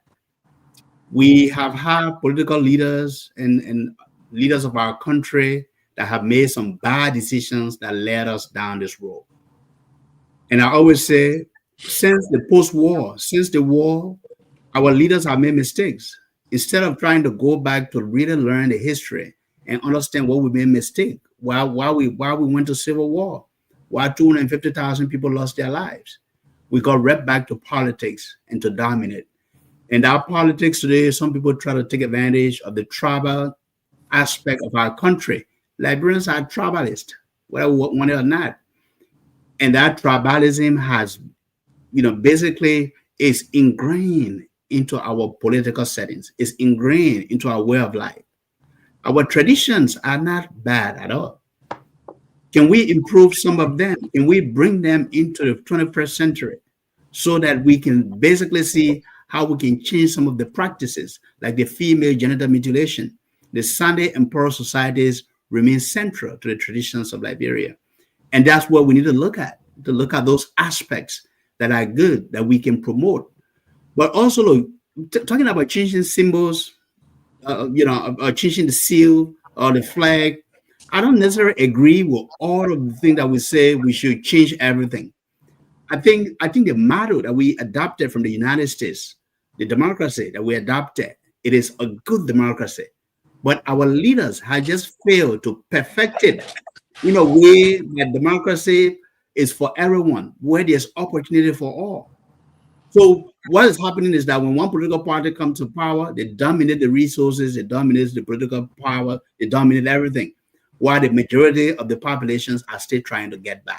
This thing creates what? Resentment. It creates anxiety. And this is why we are still trying to figure it out, because the opportunities are not going around for everyone. But Liberia as a country, we are a great country, we are a great nation. We have stood with the great nations that the United States, like the United Kingdom during World War II, and we won. The Allies won that victory. And it's not a history we need to teach our children so they understand. Liberia has been independent, declared independence since 1847, 100 years before the rest of Africa. Liberia was used as a staging ground for freedom fighters like Nelson Mandela, Patrick Lumumba, and others to fight for independence for the rest of Africa. Sekou Touré, I can go on. And Liberia's history is there. We just have to rethink how we are doing things as leaders and recreate our history, rewrite our history in a way that, and history is a moving thing. History is like a living animal, a living thing. It's the past and the present. So we have to come together, whether it is through the education ministry. We have to come together to find a way that we can bring Liberians, intellectuals together to recapture our history and continue to upgrade it and teach it in our school. From an education standpoint, let's get back to civics. Let's get back to teaching the children of Liberia, about our stories, about our triumphs, and what makes Liberian a Liberian, so that we can instill that pride in them, that they can always put nation first above tribe. When we put nation first above tribe, Liberia will be a better country. Thank you so much, Diamond. It's a pleasure being on the show tonight. Thank you, Tamba. James, the man whose device is about to go off, we just want you to go ahead. Maybe it will even go off while I'm speaking. Yes, it was a beautiful conversation, and I think, like you said, these are some of the conversations that the people want. Yes, we can talk the politics, but sometimes just take a break and talk on issues that matter. But most of the changes we talk about doing, if you look at Liberia today, Liberia is heading towards politics than any other thing, than even innovation, or even agriculture, or whatever you think about. More young people in Liberia today believe in politics. They are going the politics way. So I think one thing we need to do first is to look at those elements that are responsible in our state or that are functioning in our state, that makes up of our state, like the executive, the legislature, judiciary, and those political institutions. We need to start with them, meaning that capital building. We need to first start with that capital building. If we can restore changes in the capital, I'm sure Liberia will be a better place, because if those people who are at the capital, if they are educated and well prepared, propose or pass good laws that will impact the lives of our people, I'm sure some of these systems will be changed. We need to get a capital where lawmakers will not be, quote unquote, in the pockets of the executive. We need a capital where our parliament members will stand up and tell the president, no, you need to do this for this county, for this region. If not, we will impinge you. I want to see a Liberia where the parliament will come out to say, today we are going to impeach the president of Liberia because he failed to follow this constitutional mandate or whatever. And I'm thinking if our generation will see that. Oh, and while he's thinking if the generation is going to see that, I think we're not going to hear the rest of his closing because James decided to leave his charger somewhere very sacred. To you, Mr. George, your parting on all of what we discussed. Yeah. What the conversation we'll be having is to remind ourselves that in 1822, a ship landed at Providence Island, and within a period of time, over 3,000 American Liberians bought a piece of land, first at Providence and then moved up into Cape Monserrate. In order for them to survive, they had to start the politics of division. And one of the things they introduced to us was religion, Christianity. And within that religion, they begin to teach things that denigrate our culture. They begin to call our culture bad, our institution wicked. And over time, many of us grew up being afraid of our culture. We changed our names to quote unquote Christian names in order for us to live with this negativity. We stopped teaching our children our native languages because we believe that speaking the Queen's language and having President Donald Trump saying we can speak good English was far better than speaking a native language. We believe that Western education was far superior than our education. So within this belief system, we did not develop the institution, the traditional institutions that we have.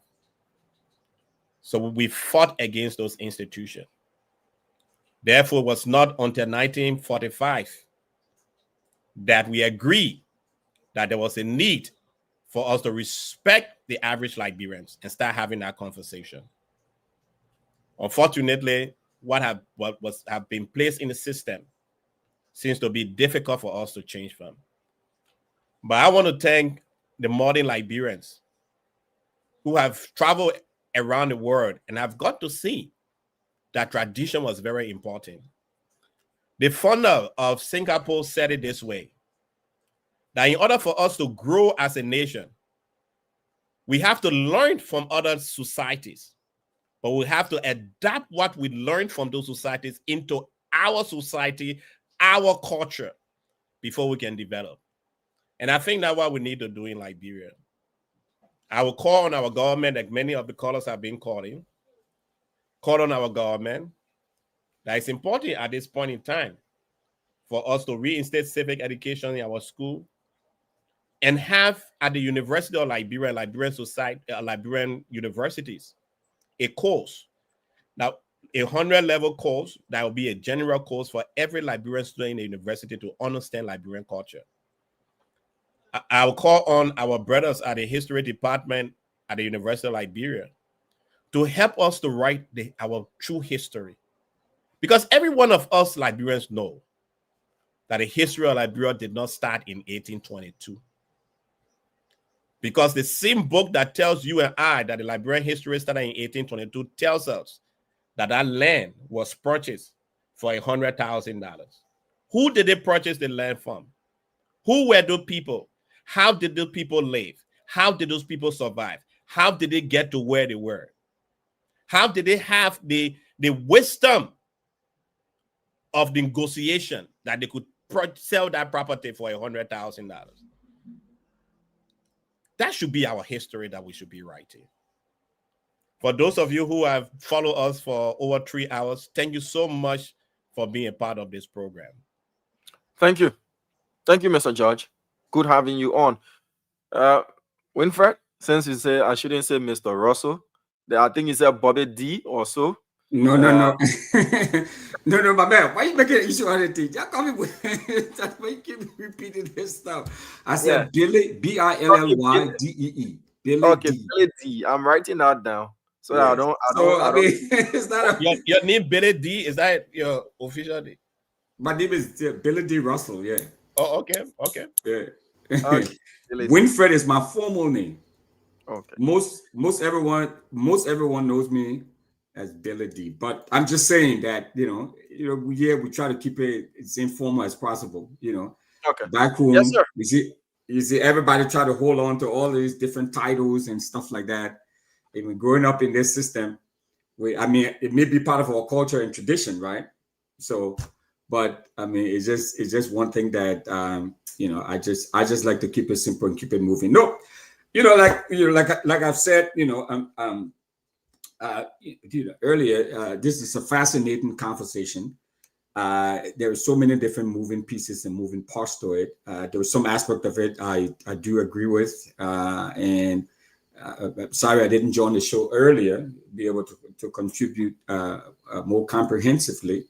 There is some part too that I agree with, and some parts I have a different view.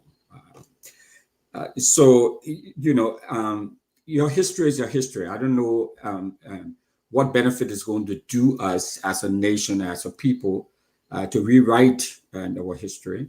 I think, but our history need to be more inclusive. Include other voices, other disenfranchised, and other voices that have been marginalized over the period.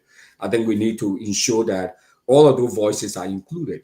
But coming back to to rewrite the history, because when you talk about 1822, there was no place called Liberia, democracy, whatever, called Liberia before 1822. So that 1822, at least from 1847 coming up, that's what that story is about. And you can't deny it.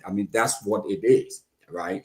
So you talk about festivals. I think that's that's a beautiful thing. We have our festivals here, and again, it's about that inclusion and appreciation of all of the different groups that we have that make up what is Liberia, wherever they're from. We are a country, even though we don't like to accept it or talk about it, but we are a country made up of groups from all over the world. People coming from all parts of Africa, people came from the Caribbean, people from the Middle East, people coming from all over the place to make up what is now, Liberia. So I think what would be, what I would like to see us do and support is that we can equally celebrate, all of these different cultures that we have that make up Liberia. If you look at America, for example, America is made up of people from all over the world, as you all know. But America has a culture, and they say, okay, this is it. You can come from Russia, you can come from England, Nigeria, or whatever. When you come here, you fit in. This is the American culture. That's it. It doesn't mean that you cannot celebrate whatever you want to celebrate in your different ethnic or national enclaves. But the national culture is the national culture, the national tradition that we have. Thanksgiving, we have a whole bunch of different things here, that we can talk about. So that's what I think, with Liberia, that, we are made up of all these different groups. It's almost like a salad bowl, a bowl of different groups and different cultures. And so let us equally, celebrate all of these different groups. I remember one time there was a festival called the Dumba Fest or something like that in Edina, something like that. I mean, a lot of people, love that. A lot of people attended it, and there were different, celebrations and festival all over the place.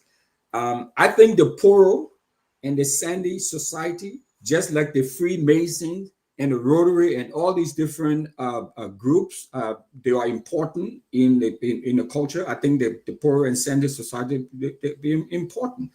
You can still, eliminate some bad aspects or bad practices within the group and still celebrate and honor the group. So there's a place that the Sandy and the Poro Society are very effective in educating our people, our young people. We should continue to do that and support that. Just like there were many people who are member of the Freemasons, there were many Liberians who are member of all these different fraternal groups and cultural groups here in America and other parts of it. It's no different from the Sender Society. If you look all the Africa, I mean, places with very traditional societies like Senegal and parts of Nigeria, they've banned, FGM, but they've now gotten away from the cultural aspects of those groups that promote, that promote the group. So you can still look at it and say, okay, you know what, we celebrate the importance and the contribution of the Poro and Sandy Society, but there are some aspects of it, if they're going to be mutilating women in that manner, then maybe we need to think twice about that aspect, of it. I agree with Tamba. I know, sorry, he had to leave early. That I don't think it's about symbols and all, that symbol is going to cut it. That's part of our problem. I think the Liberian experiment was great. I think it was a good idea. It's just the whole implementation, and we've just clearly have bad leaders. I don't think we've had bad leaders because because our symbols are the way they are now. We don't have the time to go too deeply into why they came up with those symbols and came up with those phrases and the model and all of that, because they were talking about them like Emmanuel talked about the purchase. So if you came there and they say, okay, Emmanuel, Diamond, and Remy, this is your place, this is your land, and so we're going to purchase this for you to settle here. So when you get there, you come up with names and symbols that will cherish and honor the way we got to that place. So so I mean, but we don't have time to go through all of that. I don't agree that religion caused us to denigrate our culture. And I don't think Western education has been bad for us, or we can still walk and chew gum at the same time. There's nothing wrong with celebrating. I mean, people are living from China and all over the world coming to. The U.S. government just gave 600,000 scholarships to Chinese to come to study in America, Western education. Okay. So there is a place for it. There's importance. So I'm not, I know we don't have the time to go through all of this, and we're doing our closing now. But so lastly, we talk about there have been there's a historian, a prominent Liberian historian called Patrick Burroughs, who wrote a book. He's written several books on Liberia, and there are several other Liberian historians as well, and American historians that have documented the history of Liberia. And Dr. Burroughs wrote a book about Liberia before 1822. So for many of you who may not have read that or may not have known that, you go and check out Dr. Barros's book. He did document, he did do an extensive research on what Liberia was before the nation state. You know what that place was before the nation state. So I will stop here and say thanks to all of our viewers and listeners, and thanks to all of the panelists for your contribution. Thank you.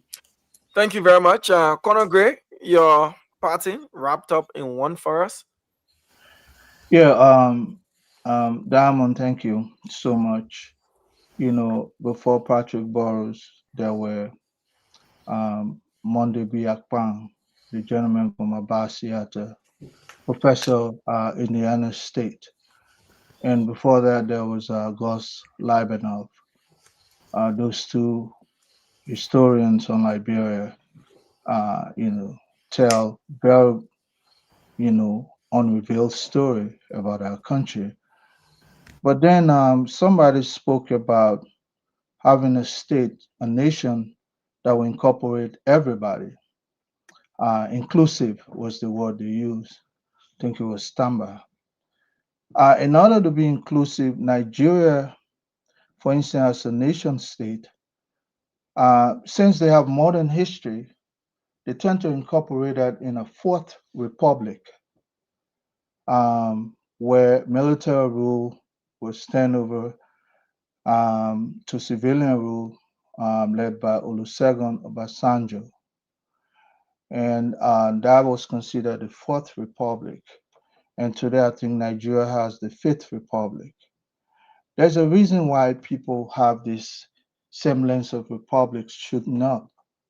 It's indeed a group of Liberians started their history about Liberia on a ship called the Mayflower. But that is not the entire history of the country called Liberia. Before it was Liberia, it was Grain Coast. And Christopolis was Monrovia. Those names preceded the very Liberia and Monrovia we're parading with today. There's nothing wrong with resetting the button. Most republic, because they want to incorporate everybody, they hit the reset button and they start a brand new republic where symbols that speaks of one side or against the other, are incorporated, but they don't become the only symbol. And then everybody will feel inclusive, then will start moving towards a one republic.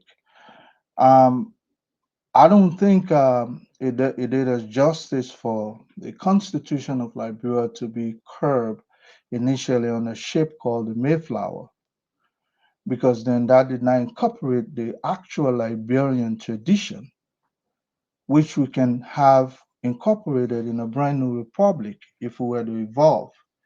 And I cited initially Burkina Faso. Somebody say they're French, they're Portuguese, or whatever it is. But that's not the idea I was drawing from there. It was not their lingua, their language. It was the idea of being inclusive. That look, Upper Volta represent a different era. We should have, I think, when the gentleman came, Captain Sankara, and then they begin to move towards a modern republic, which is what we lack. We're still parading one side of our history. Yes, 3,000 people came to procure land called Providence Island. But then we'll leave that, we'll talk about Salbozo. We'll talk about Queen Kumba, who actually controlled, that western part of Liberia, the Gola people, for instance, that refused Christianity to enter the land. So Mavai people are partially Muslims. They hold on to that, they cherish that culture. Those have not been completely inclusive. I'm not saying they exclude the other folks who were 3,000 that came in, but we need to incorporate the portion of Liberia also that exceed that 1/3 or that 3,000 people. When we begin to have that we see each other as one, not from our tribal lenses, I think that will be the beginning of a brand new republic. Does not matter whether or not the symbol is changed. Symbols are very important because if you saw a Liberian flag flying the one star out there, you think Liberia. That does not mean if you change it and you inculcate in the mind of the new republic that this is our symbol now, people will not gravitate towards it. It's all a mindset. We need to hit that reset button, including our mind, flush and disabuse this idea that it was one group of people that evolved the republic, because before their involvement, we had Christopolis and we had the Grand Coast, which means incorporate the history, a rich history of other people that span beyond 100 and some more, 120 some more years. What happened to that history? We need to incorporate that too into a modern Liberia. Maybe we need a. I was thinking that after the war, we're going, because our constitution was suspended, and all of this struggle about 10-year clause and what of that, it was adjudicated at the Supreme Court level, where they said, look, the law was suspended, so therefore people will not be held um, based on that clause. So I thought we were going to start a brand new republic where we incorporate everybody so that our culture can be seen as a uniform culture as opposed to splinter culture where people fighting for the dominance of their own culture to be the culture. And even our culture should have one common language other than English. If you ask me, people are moving towards the Bassa being the official language, the Pele, the Vai. We can still find a common language like the Twi is spoken in Ghana.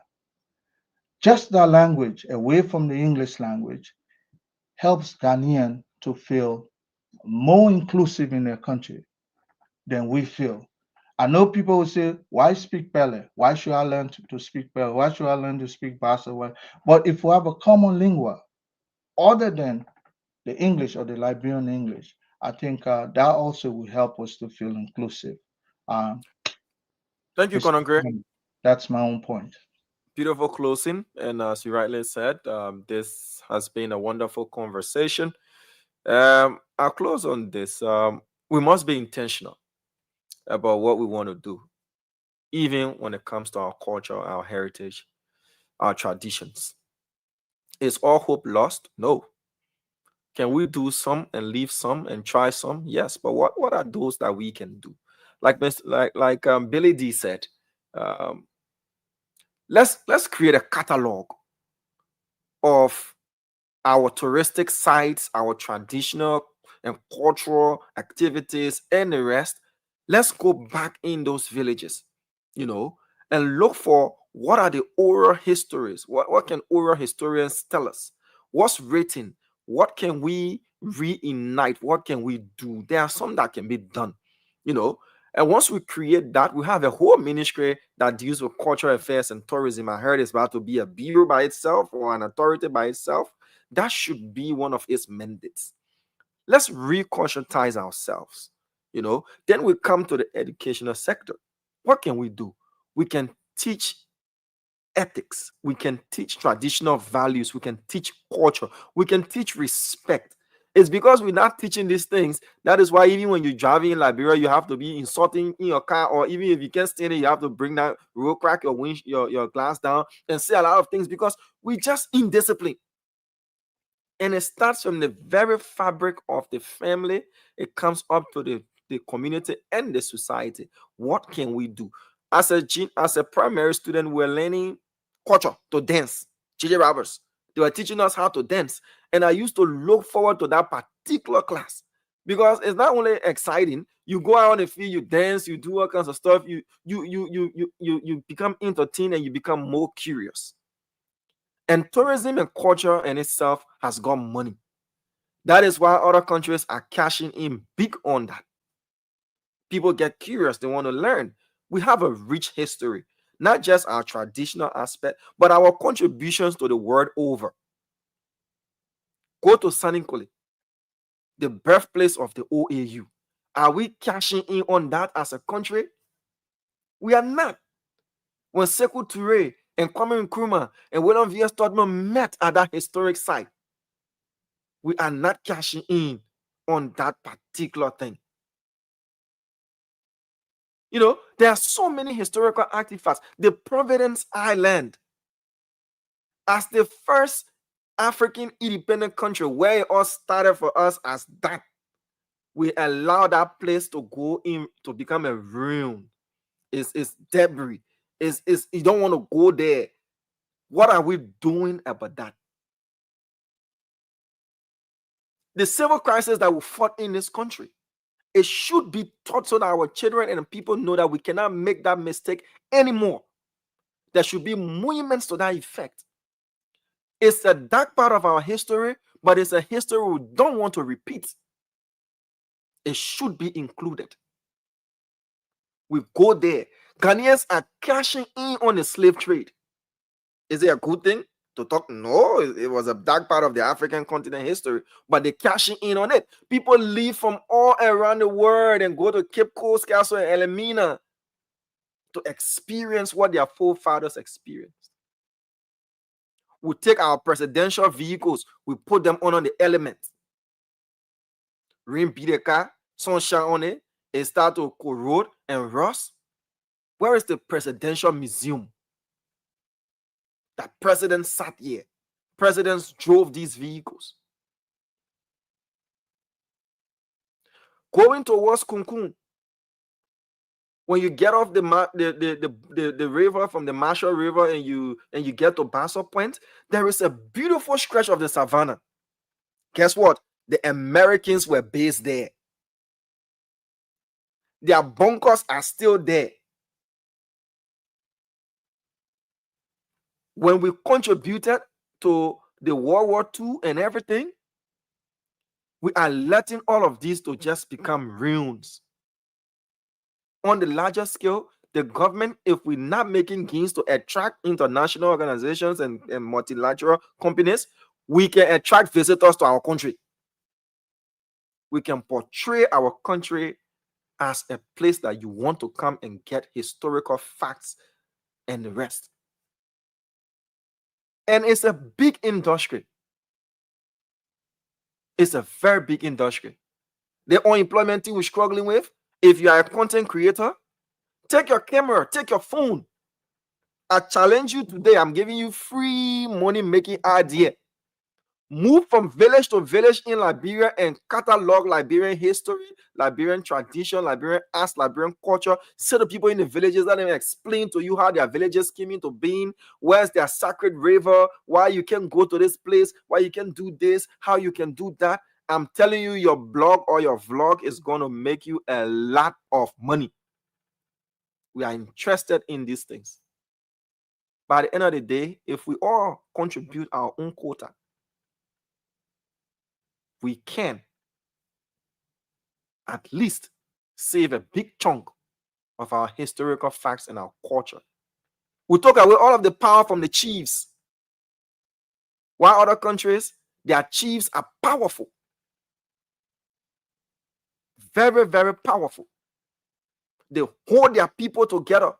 But yeah, even you become paramount chief, but be attached to some kind of political party, a person who's supposed to be a unifier, who people are supposed to look at.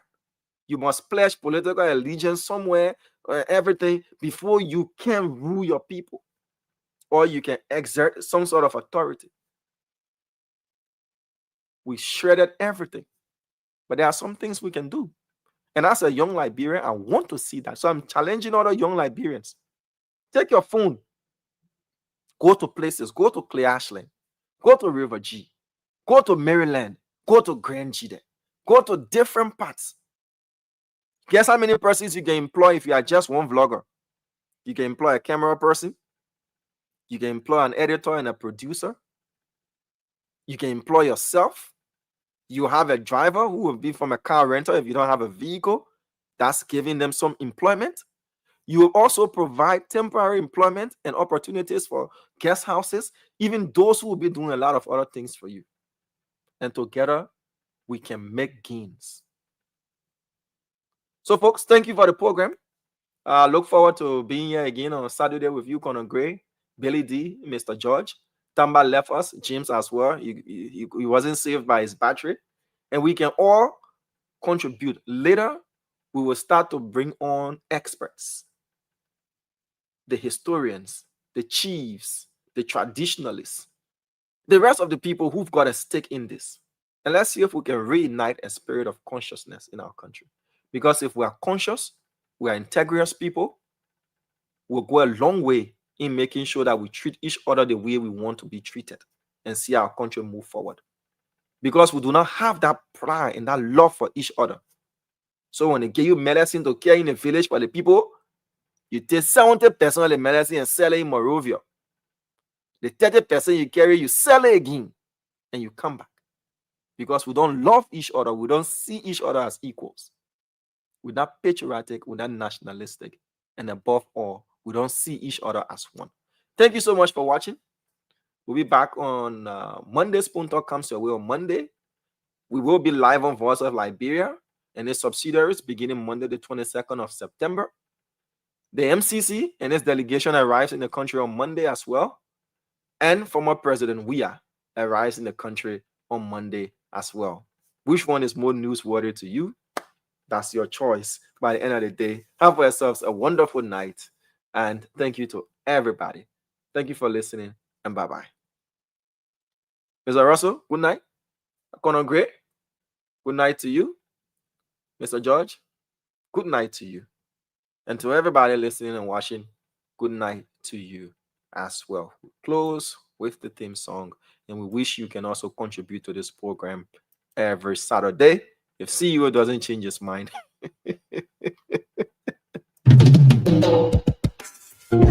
Yes, sir. A special one from the CEO, stand coming with the spoon. And your boy, South Bend, George, on the weekend. To the spoon to get your information. To the spoon to get my action. Spoon, spoon, spoon television. Spoon, spoon, spoon television.